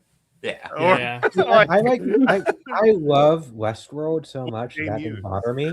No, I mean, I don't have a problem with the actor. I think he's fine. It feels like it could have been a bigger reveal. Like a big, reveal, because he also had Sam Elliott as Odin in that. Yeah. Like that was just the one like seemingly. I think you mean Sam Neill. What did I say? Sam Elliott. I did mean Sam Elliott. I did. I'm sorry, Sam Neill. I do love Sam Elliott, but it's not. Yeah, that would have been an interesting cameo, though. Yeah. Anyway, but yeah, so that moment is similar to me. Those are like the two when you think about a Matt Damon cameo. Those are the moments. But it was just genius. It was a great moment, and it was kind of the thing that when you left that movie, that everybody wanted to talk about, liked it or not. If you liked it or not, it's like, but Matt Damon, you see that Matt Damon? Yeah. Thank God him and Chris Hemsworth became friends for some weird reason. But that's why he ended up in that cameo, because they were like besties for a while. It's like the dream, fan cast there, Stacy. Chris Hemsworth and Matt Damon coming together. So I had to put, amazing. By the way, I wanted to apologize in advance. I had to put my charger back in because I'm down to 11%. You're good. So it was making a lot of noises. Just letting you know. That is why. You're all good, man. You're all good. So okay, I have one pick left. I have two movies I can pick here that I've seen that qualify. I think. I am gonna float a title. Just tell me if you veto, because he's not in it, but he produced it and got Oscar nominated for it. I'm gonna pitch Manchester by the Sea. If we want to veto because it's not in the spirit because he's not in it, I'm fine with that. I haven't seen it, so I veto. Okay. I've seen it. Yeah. Sorry, go ahead. Because he's not in it. He's not. He produced it and got an Oscar nomination for it. It was just because I was like, that I like better than the other title I have, so I'm going to try it. I'm totally fine if you want to say no. I'm gonna. It would feel hypocritical of me to not let you not vote yes. So I'm gonna say yes. I've seen it. I don't know that I would not count it if I were doing the thing, but I'm also gonna not stop you. But so. I mean that's fine because I have another. So that's a vote down. Vote yes. JD and Tato, are you vetoing a non Matt Damon movie? I feel like it is so like unlike anything else in this draft that I feel like I have to veto it. Yeah, okay. That's fine. Tato, are you vetoing it? If we were looking at producing credits, right? Like we're way past 100. Like he's got acting credits. Even if he just had a small role, I would have given it to right. Well, here's where I'll go from there, because I was like, you know what? He was nominated for The Martian. He was nominated for Good Will Hunting. Mm-hmm. He was nominated for producing Manchester by the Sea. So I was like, I love that movie. I just wanted to give it its due. It's also very Boston. There's another really good movie he's nominated for that nobody has brought up yet. And that is what I'm picking. I'm picking Invictus as my last pick. Because here's the thing. Of the ones I've seen, two of them I think are just voice cameos, and I don't think they would be in the spirit to pick those. I will bring them up at the end. And then the other ones are all animated movies that I don't love, or ocean sequels. So I'm like, I'm going to pick Invictus because I remember not loving it, but I do remember just kind of not getting it because I saw it when it came out and I was 11 years old. So I think it's one of those movies where I kind of need to like rewatch it now a little older and see if I can like actually, understand and grasp what's going on with the apartheid stuff. And it's a movie about rugby, which is very seldom seen. It's also a Clint Eastwood movie, and he's someone that I've like kind of loved a lot of his other works more than his Oscar works. But I'm excited. I mean, Matt and I just covered this month in July, $1 Million Baby on Picture This, and I liked that more than I thought I would, even though I wasn't as high on it as Matt and Chad were. But I do still like, I've been liking his Oscar stuff more, Mystic River as well. So I want to go back and see Invictus, because originally when I saw it was kind of mid-tier for me, just because there were other titles I like more. But I do want to rewatch it because also he got nominated for it, and I think it's cool that we have 25 titles. I want to at least have all the ones he was Oscar nominated for. Oddly enough, the only one on my list, actually, I thought I was going to say I had all three. I do not at all, because The Martian is with JD and The Good Will Hunting's with Matt. But it's good, well spread out. I do have the two Best Picture winners. That's where I was confused, because like I have the two Oscar winners, right? I'm like, no, he wasn't nominated for those two. But Of his nominated performances, they're all covered. Of the Oscar-nominated Best Picture films he's in, most of them are covered, so I'm happy now just that Matt Damon's breadth of his career is being nominated, and it would have felt weird if one of the only 3 roles he's been nominated for an Oscar for wasn't picked, even though I'm not the biggest fan of it, but I like it much more than some of those others. But I know, Stacey, you are a big Invictus. fan. Yeah, of course. So this was in my top 10. It's one of the 3 movies that I was afraid we wouldn't get to talk about, except for like a quick mention and honorable mentions. I'm so excited that you picked it. I loved this movie. Like, based on what I've seen for like reviews and stuff, I loved it more than most people. But it's just a feel-good movie. The history stuff is really good, but the rugby stuff and how it brings the country together, and just the personal journey, the stuff with when they go to the school with the kids, and all the Nelson Mandela stuff, like, it is just so good. I don't know why more people don't love this movie. Matt's great in it. Oh my God, I'm so blanking. Was it Morgan Freeman? Morgan Freeman. Yeah. Like, I mean, yeah. Also nominated. Always going to steal the show, but Matt is right up there. Like, he's so good. He does the accent, and I'm not great at judging accents, but it seems very good to me. I'm probably the worst at judging accents unless it's from Massachusetts, to be honest with you. But go ahead. Did you want to say something, Matt? Oh, just I haven't actually seen this movie, but I've seen clips of it. It's similar with Dylan from Rounders. But most of the stuff that I've seen is Matt Damon's performance. And I will say this goes back to when we were talking about The Departed and the nominations. This proves why, number 1, Matt Damon should have been nominated, and number 2, Leo was nominated for the wrong one, because if you listen to his South African accent versus Matt Damon's South African accent in this one, you understand why they nominated the wrong role for Leo in that year. But yeah. I haven't seen it. I really want to. I just haven't ever gotten around to it. But the clips that I have seen, I really like his performance in it. So this is another movie that I would never have watched if I wasn't trying to just fill in the little holes in Matt's filmography. And it was in my top 10. Like, I love it. I love it so much. It's been a while. I didn't get to rewatch it for this. But there was a period of time when I was rewatching it a lot because I was showing it to other people. It was one of those. It was like that and The Informant at the same time. I kind of saw it and was like, oh my God, I love these movies. Everybody watch them. But it's a very much a feel good movie, and it's, has a history aspect to it, and I highly, highly recommend it. And he definitely deserved the nomination, as he has for all of the movies he's been nominated for. Yes. Perfect. Tato, have you seen this one? Yeah, this is one I got to for this. So I saw this for the first time in the past couple days here. I got to go to Mr. Miyagi on this one. Walk left side road safe. Walk right side road safe. Walk middle. Squish like grape. Then that was kind of this movie for me. It seemed to walk... it could never fully put its foot in the sports lane or the biopic lane, and it kind of just, for me, struggled a little bit. It's a very good movie. Morgan Freeman is excellent. Matt Damon is very good as well. I don't want to knock their performances or anything. But on the sports side of things, you don't get any real team building. You don't really get to care about the team in any way, shape, or form. Like, it doesn't really give you that sports movie side of it. And as a result, the Nelson Mandela of it is also kind of less than it could have been if it were just a really good Morgan Freeman Nelson Mandela biopic. But I did enjoy the movie quite a bit for what it was. I love an ole ole ole chant, so anytime that happens, I'm happy. They do the Rocky run, as you mentioned, with the kids through the city, so anytime that happens, I'm pretty content. But I just as a sports guy, this was one I knew I was going to cross off, and I wanted a little more from either or both. It just was a little uncohesive for me. Still a great movie, though. Nice. JD, any last thoughts on Invictus? Yeah, this was on my list. It's a movie I really loved when I first saw it, and I'm kind of in the middle with it now. Like, I'm in between Stacy and Tato. Where I can see all its flaws, that it kind of, it wanted to because it's Clint Eastwood, he kind of wanted to.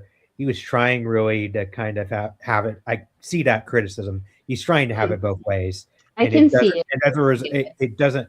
It doesn't always work, but it also it's a lot of fun. Like it's still just it's a movie that like I still when I rewatch it, it's like it's a lot of fun. The character dynamics, the relationship between Mandela and the rugby team is a lot of fun. The commeshing of like the security guards and the guards and that subplot is a lot of fun. Or the two government sides, that's fun. Like not fun, but fun to watch. But and like I think it also, as I said, it's flawed, but I enjoy watching it. Nice. So. Cool. Yeah. Again, not super passionate for me, but I did like it enough that I'm comfortable picking it here. And the other movie I was going to pick, he's an extra in, so I just watched his cameo back. I'm like, it's not even a cameo, he's an extra, so I don't think anyone's going to pick it. But I will not be picking Field of Dreams. Field of Dreams. I was like, Oh, yeah, no. that has to be Field of Dreams. You can't even find them. Yeah. Well, That's if you in look it there closely- too. Yeah. Yeah, all right, JD, what's going to be your final pick here? So it's my cameo. So I was really hoping Stacy would pick one of my top 2 cameos because for Ragnarok, it was on my list, but that honestly was near the bottom of my cameo list. It was if everything else was taken, and I'm hoping Stacy would be the only one who would know about the 2 of these. This is tough. I already have a Sondheim or Steven Soderbergh. Sorry, my brain is bad. Matt Damon doing Sondheim would be He was great. My brain is. Full disclosure, everybody. I apologize. My brain. I did not get much sleep last night, so my brain's near dead. All good, man. I'm gonna go. I think I'm going for my nostalgia pick, which is. Wow. I'm going to Majestic. Okay. That's on my list. So it's on mine as well. I didn't realize. I didn't know if this was in the Field of Dreams thing where like it doesn't count because he's not even seen. But I will give it to you because if I had known, I probably would have picked it too. But yeah, it is. I think it's fine because it's a cameo. It's my cameo pick. If I had chose this as like a Matt Damon film, I think there's more of a problem. But for the cameo, as I said, it is. Don't spoil it. So, I mean, for people who haven't seen it, this movie is a Jim Carrey movie that I have a lot of fondness for in the early 2000s, back when he was trying to move away from the straight comedy and trying to go a little more dramatic. And he plays like a blacklisted writer who then has an accident or may have been trying to commit suicide. We don't really know. And then he has amnesia. So, and he ends up in a small town and everybody is convinced he is a long lost son of the feeder, the owner of the small feeder. I love this movie. It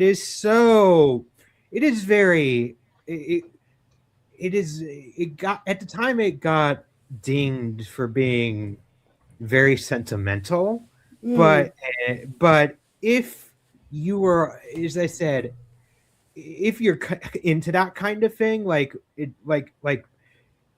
Matt was saying about some of the Nolan movies, if you meet it where it lives, it is a lovely movie. And his cameo where it's revealed he is the Matt Damon don't spoil it. Okay. Matt Damon is revealed to be somebody very important. Okay. Mm-hmm. Damon is in this movie. Yep. But I love this movie. I think everybody should go see it. Yeah, it's one that if we were just drafting movies that Matt Damon has made a small to big appearance in, like this would have been one of my first like 3 rounds because I loved it. No, that's not true because Oppenheimer I think is better. It would have been probably my 4th round pick, but I just, for me, I didn't know if it even it qualifies, but I didn't realize. Because it is like very cameo because you don't even see him. I just was like, you know what, I'll pick something that's more Matt Damon centric. But I love this movie. Jim Carrey's my favorite actor, so I've seen it. I love it. I do agree the schmaltz is warranted. Also, Frank Darabont movie. I know we talk a lot about them with Stephen King and with Stacy and Matt especially. But yeah, no, I love it. So yeah, any thoughts on The Majestic? Tato, have you seen this one? I have not. Okay, no worries. Stacy, have you seen this one? I know that I put it on because of the Matt Damon cameo when I was like rounding things out again, but I honestly don't remember it all that well. I kind of forgot about it until JD said it, and I was like, oh yeah, there is a cameo in that one too. So no, I don't really have much to say about it. Nice. I love this movie. I haven't seen it in a very long time, but Jim Carrey in a dramatic role. Fixing up an old movie theater. This is Matt. This is Matt. Yeah. It's for me. Have you ever said the word matnip? Because I feel like that'd be a fun word. Yeah, matnip. And we are not saying it again. Sorry. I just thought of it as a term. I was like, this is something that Matt eats up. It's matnip. But yeah, I won't say it a 3rd time. You're fine. Yeah, it's damn it, now that phrase is in my head, I'm gonna use it. I just know it. But yeah, I really love this movie. I remember distinctly seeing in the credits who was the voice at the end of this movie, and I was like, oh, that guy. Like, I love that guy. Like, it was neat because I didn't recognize it, of course, but at that back then in 2001. But I did know who I had seen plenty of his movies by that point, so I was like, oh yeah, that's really cool. But yeah, I love this movie. If you haven't seen it, give it a watch because it's good. Nice. It is sentimental, but it should be. Yes, it is. It has lots of sentimental value. Stacy, what's going to be your final pick? I know this is hard because you have so many options to choose from. And now you have to it is hard, especially too because one of the animated ones that you mentioned, well, you didn't mention, but you alluded to, I think is not a cameo. Because if it was, I might pick that one. But right. I think it's much more than a cameo. But anyway, that's not the point. I have to pick to try to figure out if I want to pick something in the same wheelhouse as something else, or if I want to go a different way. All right. Well, see, there's one I obviously like better, but is in the same wheelhouse, and one that I think is also very good. But I'll go Daredevil 2 to spread the love. I won't say what the other. Deadpool 2? Yeah, I'm sorry. Yes. No worries. I was gonna say, yeah. There's no Daredevil 2. In an alternate universe, there is a second Ben Affleck Daredevil movie, and Matt is a cameo in it. But... True. He probably would. Yeah. Yeah. For sure. But yeah, no. I won't. Although we're almost done, I won't say what the other one was, but I do think the other one is probably better. But I'll take Deadpool 2. I honestly, if he didn't talk in Deadpool 2, I wouldn't have known it was him with the Billy and the facial hair and everything as the redneck talking about toilet paper. I don't know if people know it's him for the most part. Like, I know you guys know it's him, but I think there's a lot of people out there that still don't know that that's Matt Damon in the back of I think he's in the back of a pickup truck or whatever. Mm-hmm. But, Alan Tudyk also in that scene. Am I remember that right? Who? Yeah. Alan Tudyk. Yeah. So, I mean, it's funny. It's great. It's oh my God, that's Matt Damon. You know, I didn't know he was going to do it. Like I said, I wouldn't have known it was him, except for I tend to recognize his voice quite a bit. And Deadpool 2 is a great movie, and it's fun, and everyone loves it as well as me. I love it too. Nice. It's funny because when this came up on the list, I was like, oh yeah, he's the one who gets electrocuted and you see him for a split second. And I was like, no, that's Brad Pitt. He's Brad Pitt. Another cameo. Like, that movie's just chock full of cameos. Yeah. It's funny you mentioned that, Stacy. I called my cameo section or my cameo list look, it's Matt Damon movies. Yeah. He's credited in the credits at the end of the movie as Dickie Greenleaf. Is he really? which is from yeah. I actually knew that a long time ago and forgot until you said it. But yes, that is funny. That is so funny. Yeah. Any thoughts on the cameo, on the movie? Anyone? We love it. Yeah, Tato, you're the obviously, Marvel I guy. adore the picture. Yeah. It's solid. Part of the bits I miss in Deadpool and Wolverine, which is also fantastic, is the heart that is built and grown really throughout this one with the family, with Dopinder and Blind Al and stuff like that. And you really miss those cats in that movie. But yeah, movie is funny. Cameo is great. The Dickie Greenleaf reference, awesome. I love a good cheeky thing like that. But I was gonna say, I know you have a Bulls hat on, but I thought when you first logged on for this that was a Deadpool hat. I was like, oh yeah, he's picking Deadpool. But yeah, no, it's oddly, if you squint, it's oddly similar. Matt, any more thoughts on the movie, the Deadpool 2 movie? Or I like all the Deadpool movies. This is probably my least favorite of the Deadpool movies, but that's not really what this is about. I like his cameo is good, but my favorite thing about it is that he's credited not as Matt Damon, but as Dickie Greenleaf. Yeah, no, that is great. JD, any last thoughts on Deadpool 2? Yeah, I mean, as everybody said, it's really good. It's really good. Yeah, it's better than the Christmas one they made, where they made it a PG-13 Deadpool 2 and released it as like Princess Bride. I'm actually one of the few weird people who bought because I'm like, when it was after it got bought by Disney, I'm like, oh, so this is how they're going to make a Deadpool movie, right? This is like how they're going to try to do it, and I'm like, I feel like I have to watch it for that reason. The Princess Bride aspect is genius, but yeah, the rest of I didn't watch it. Yeah, so it's a good like idea, but yeah, once you start the movie, it's just like, okay, now it's just a movie without cursing, like where we very rarely go back to Fred Savage. But anyways, Matt, you get the Mr. Relevant pick here, last pick of the draft, and still huge movie still on the board, so no pressure, but you're gonna pick a good one, I believe, for this final pick, and then we'll have some honorable mentions. All right, just real quick, let's see if we can get the veto out of the way here. I want to do Jimmy Kimmel Sucks as a special, as a television special. What do you guys say? I'm not gonna veto this because this was on my list, and if I didn't get the Odyssey, I would have done the exact same thing. Oh, I was gonna say, I thought JD was the one that wanted to pick this. I didn't know you because he had said it, but I said I wouldn't veto it because it is also on my list. Yeah, I'm gonna personally, only because I feel like for the spirit of this draft, I feel like we've been picking all movies, and I don't know. I want to hear what everyone else thinks, but I will probably veto just because it's not an official. Interesting. I didn't veto his, but just so it's not always leaning on Stacy, I will veto here too. Okay. Yeah. I'm not alone. No, but I'm glad you brought it up. Like, again, the Kimmel bit is so freaking good. Yeah. Sorry, Matt. No, it's whatever. I think I'm actually going to. Gosh, this is hard. That's what she said.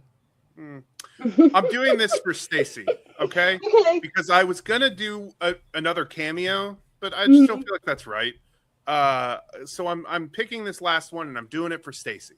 This is solely for Stacy. I like this movie, but I really just want to hear Stacy talk about it, and that is the other dad movie. Yes! We Bought a Zoo. Yes. I love you, I'm Matt. not even going to talk about it. Stacy, please tell us about We Bought a Zoo. Okay. I love We Bought a Zoo. I get all of the things people say. It's sentimental, it's schmaltzy, it's whatever. I don't give a crap, okay? It's another true story, and I won't do the whole movie, but basically this guy, his wife dies, and he's got these 2 kids, and things aren't going well, and they're looking for a new house, and they end up buying a zoo, because that's on the land they buy. So it's not like they set out to buy a zoo. Just for clarification. I think it's great. I love the stuff with the kids. You're right. He's an excellent dad. This movie has a bunch of snakes in it at one point, and I still love it, which for me is huge. I just don't look at that part. The animals are great. The relationship with him and the animals as he's like learning things is great, especially with the old tiger. Has anybody seen this enough to know what I'm talking about? Yes, it's on my list. Recently. Him and Scarlett Johansson have a very cute relationship. The son has a very cute relationship with, I believe it's Elle Fanning. I'm not sure if I remember 100%. Yes, I believe that. I am a big advocate of this movie. It is a feel-good movie. It is a family movie. I don't care. I love it. I love when the town all comes out and there's a tree, and now I don't want to spoil things, but it's again one of those things where I get kind of like, oh, they love him, and it makes me cry because I cry at happy things, not sad things usually.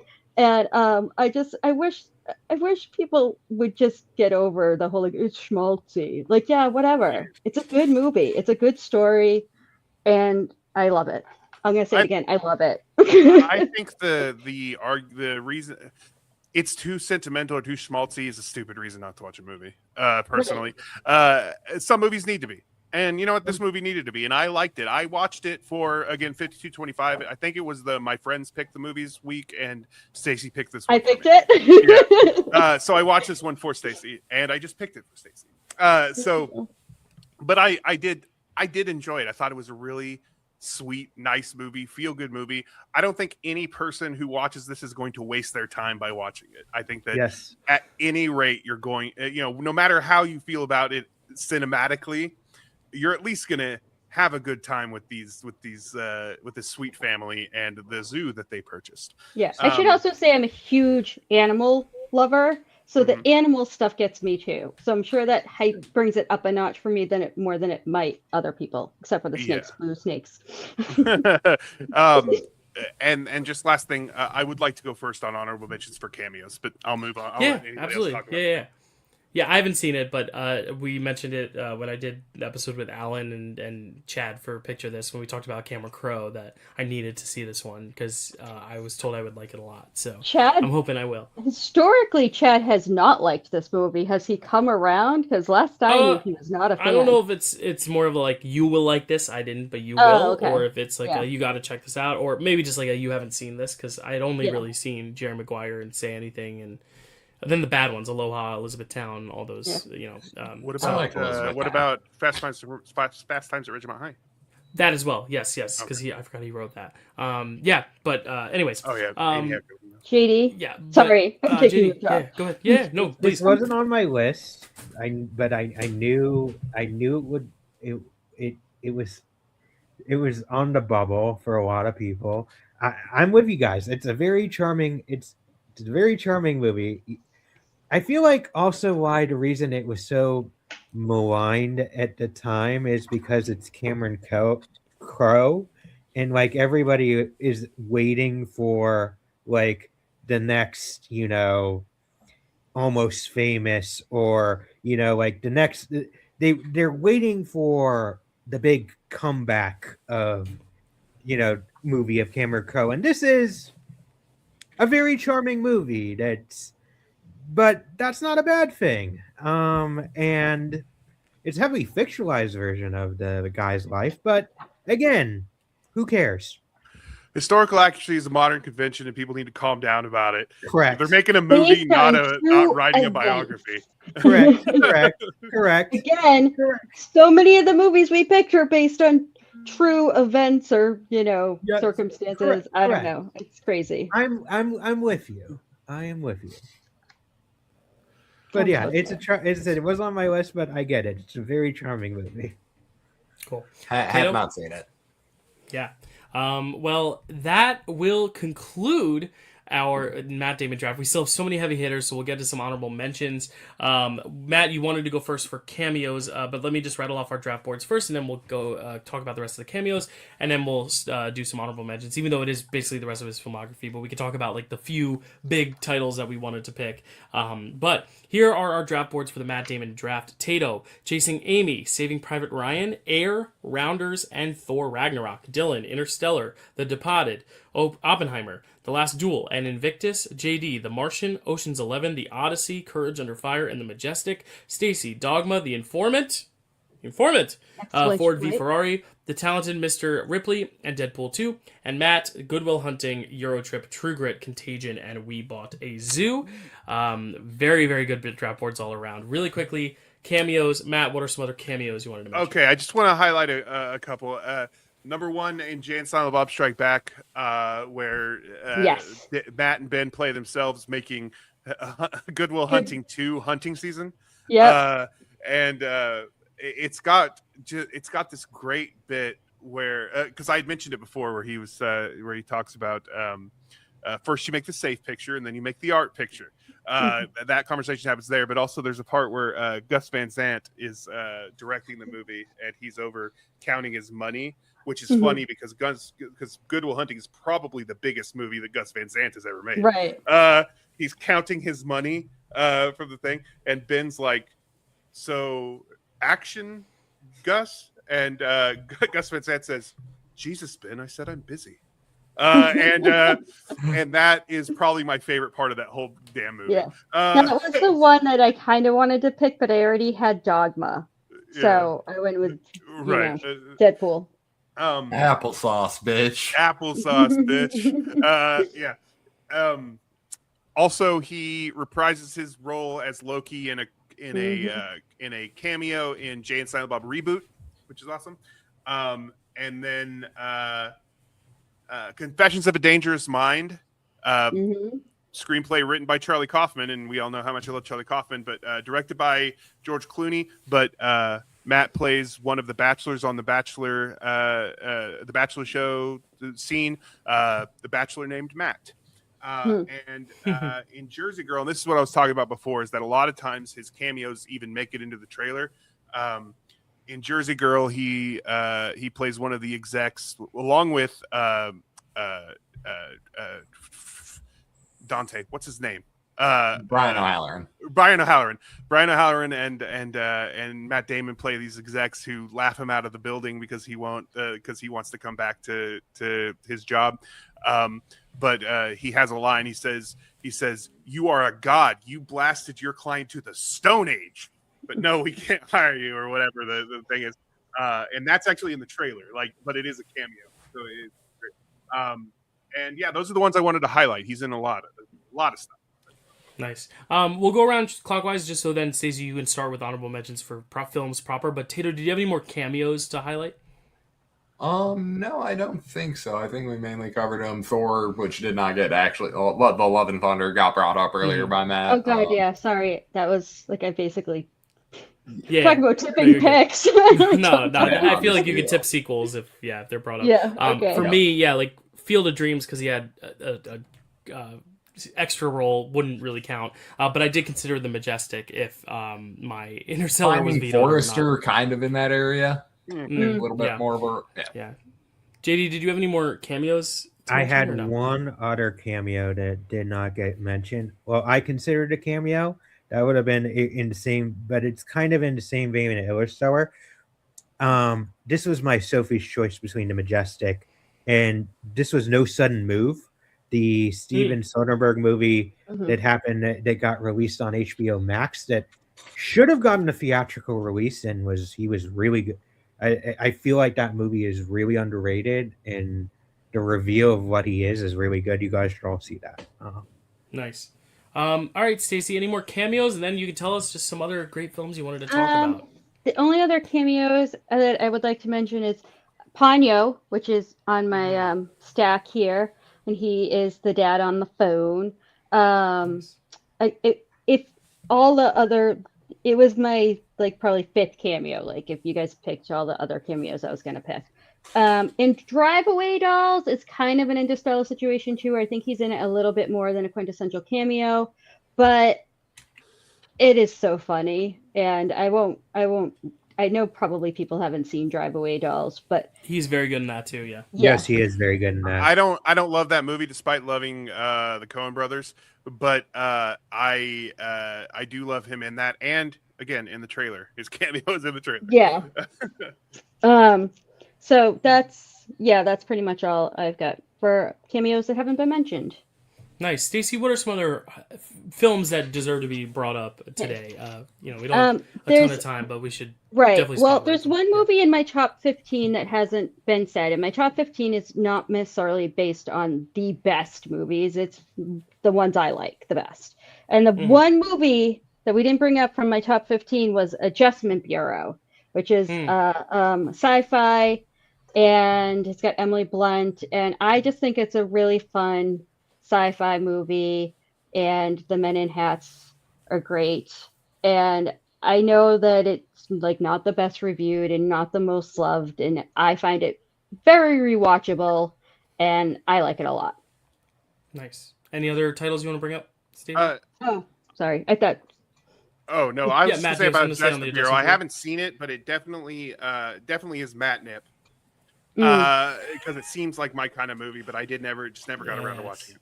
Nice. The other ones I would mention that I think, can't believe this didn't end up on the list. It's kind of crazy that it's not on the list, but I also, don't know what I'd swap. The Bourne Identity, of course. The fact that none of the Bourne movies got picked was shocking. Yeah, I just never we're seen gonna. them. Yeah, we'll get to that in a second. That's crazy. I do really like the Bourne Identity as well as the other Bourne movies, and I thought for sure it would go, but it didn't, and that's okay. And then I think probably not as well known, not as big of a must be on the list, but I think a really good movie that's kind of underseen and underappreciated, The Rainmaker, is the other one I'd mention. I won't go through all of the 25 movies on my list, but it's Coppola. Coppola did The Rainmaker. Yes. Yeah. It was pre-Good Will Hunting. John Grisham, right? Yep. Yeah. Matt, what were some of your honorable mentions? Honestly, here's the thing. When we do these, I make a spreadsheet and put all my stuff on there, and then I color code them as we go. Red means that people have picked it. I've never seen so much red on one of my things. It's usually usually the people don't pick the things that I want. So I've got so much red. So you guys basically mentioned everything. I will shout out Titan AE, even though I would never have Spirit, Stallion and Cimarron. Titan AE, I would probably have never have picked it, but I do remember when that came out, it was a big deal because it was like a big sci-fi thing that for sci-fi fans, and he was the voice in that. And Bourne Identity, I really like that first movie. I'm not a huge fan of that franchise, but that first movie I really, really like. So that was the only one that was possibly going to be on my list, but wasn't. Yeah, I was gonna say I forgot about Spirit. I saw one as a kid, so I didn't remember it enough. But yeah, that could have technically been a Spielberg too. So it was DreamWorks, Stacy told me I should watch it for this draft, so I did. Well, I said out of the ones you asked me about, but my daughter is horse obsessed, and Spirit came out when she was young. And honestly, if it hadn't been Matt Damon doing the inner voice of Spirit, I don't know if I would have made it through because she watched it on repeat, and I know it very well. I have a nostalgic attachment to it. Yeah, it's an interesting movie. It's a very interesting movie. Nice. Tato, did you have any honorable mentions you want to bring up? Yeah, one I haven't seen but I thought might get brought up is Stillwater. I know a lot of people really dig the movie. I like I said, did not get to see it. Is that the other one where he plays a dad that you were referring to, Matt, or no? No, he was referring to We Bought a Zoo. We Bought a Zoo. Okay, that's what. Yeah. Okay, cool. And then the one that I have seen that I thought you were teeing up when you teed up last duel was actually School Ties. Another deeper Ben and Matt cut from back in the day. Brendan Fraser was fantastic in it. My first Matt Damon movie was School Ties. Wow. Yeah. I'm not a big early Brendan Fraser person, but he is very good in that movie. Mm-hmm. Nice. Cool. JD, did you have any honorable mentions? So if The Martian would have ended up being taken, I probably would have actually gone with Stillwater. That was on my list. I also had the Bourne Ultimatum as a potential choice, and Elysium, I think. I like Elysium too. I think it has a lot of interesting ideas in it. And then the only other one that I feel like is worth mentioning is Syriana. I kind of like that movie. It's not. It's as I said. It was on the lower of the list, but I actually quite enjoy watching that movie. That movie's dead to me because George Clooney won Best Supporting Actor at the Academy Awards instead of Paul Giamatti for Cinderella Man, and even George Clooney said, "I thought this was going to Paul." Fuck that movie. Also, George Clooney wanted to win for Good Luck. Good Night and Good Luck. Anyway. Yeah. I will also bring up, even though I've never seen it, I know Behind the Candelabra is like a really well. It's so good. TV movie as well. I highly recommend it. It's excellent. And last question: no one picked The Great Wall. I'm shocked. Listen, The Great Wall's not as bad as I used to think it was. I rewatched it, and it's not going to make my top 25 by any means, but it's not as bad as people think. I haven't seen it, but it feels like a Sunday afternoon movie I could enjoy. Correct. Yes. Yeah.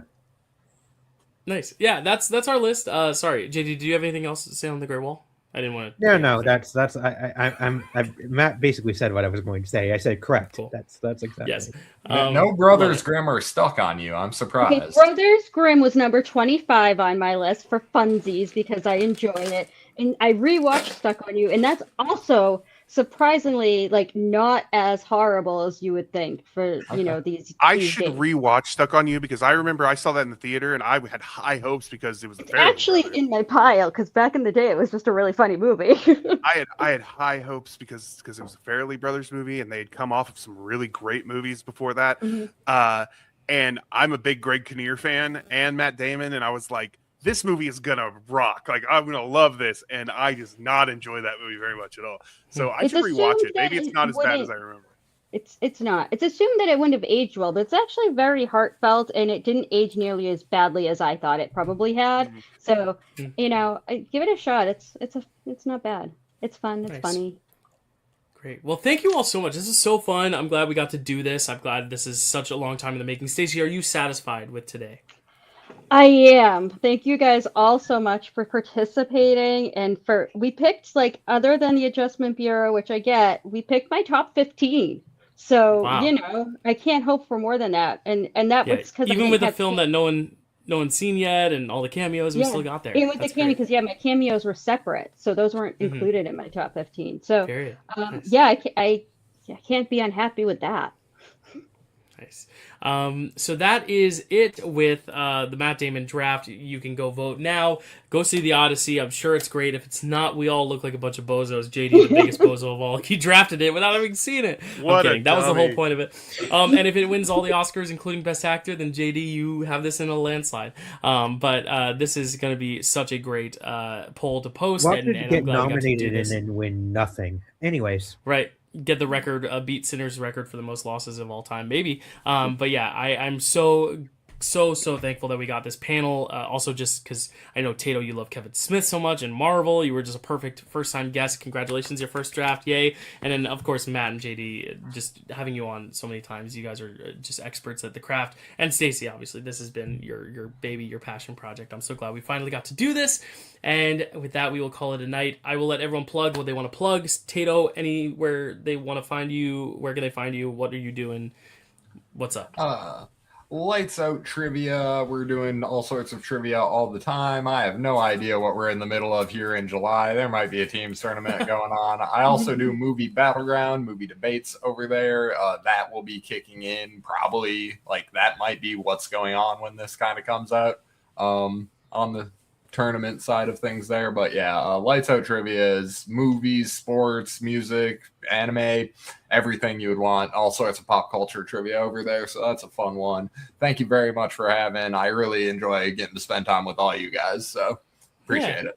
Likewise, Tato. Let's go over to Matt. Matt, where can I find you?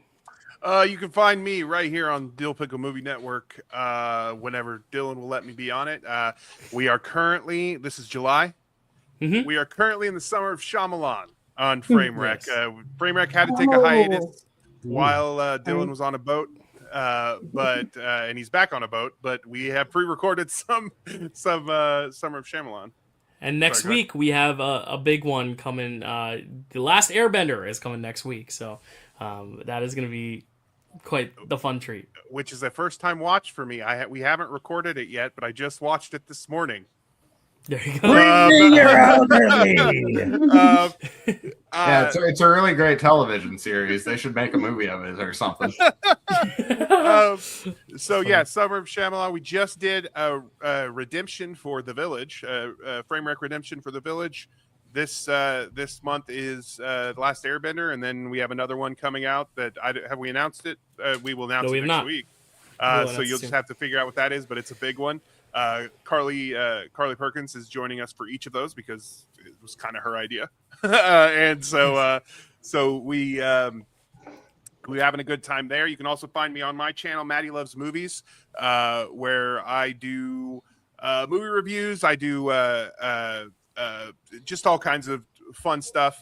We have an episode of Camp Film Camp, which is kind of on a whenever we get to it basis, but we did just do one that just came out recently. It hasn't come out yet in real time yet, but it will come out before this with Dylan and Carly, where we talked about High School Musical. All 3 High School Musical movies. Those were also first time watches for me, and being considerably older than the 2 of them. I did not have the nostalgia required for those movies, but we had a great time talking about them, and I had a great time watching them, to be honest with you. And then last thing, I also have a show on Matty Loves Movies called Screen King. Stephen King from Page to Screen, and my co-host on that show is none other than Stacy Morris. There you go. Stacy, do you have anything else to plug in addition to Screen King? Nope. That's the big one, and I know that your schedule is erratic with your day job and all, the one that pays you the good big money. But hopefully you'll see me here again at some point, maybe on a Framewreck, maybe on another draft, maybe something else. I don't know. We'll see. Yes. Also, speaking of Screen King, Stacy and I were honored to have Dylan on an episode where we talked about Shawshank Redemption and the novella Rita Hayworth and Shawshank Redemption. There's no "the," and I talk about that. It's not "and the Shawshank Redemption." It's just "and Shawshank Redemption," which is bad. Yes, please check out any new episodes and prior episodes of Screen King, especially if you like Stephen King at all. And if you don't, well, you should check it out anyway. Maybe by the end you will. Yes. JD, what do you have to plug? Occasionally here on draft day, occasionally do some MCU trivia stuff. Might be tinkering with a podcast or 2. We'll see what the future holds there. Cool. Stay tuned. Very nice. Maybe a bit, but I'm working on stuff. Anyways. Nice. Well, I was going to say thank you so much, JD.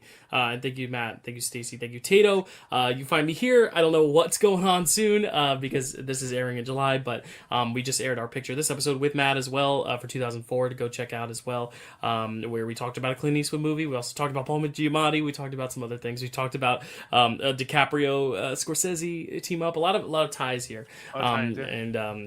Yeah, it was a great discussion. We've already recorded that as well. Otherwise, thank you so much. Stay tuned. August has some fun stuff coming, including we're in the midst of this retrospective we've been doing as well. So if you've been seeing me reviewing a bunch of 2016 movies, were there any 2016 Matt Damon movies that there probably are. I don't know specific years, but specific I've years. got the But Wikipedia pulled up. Hold on.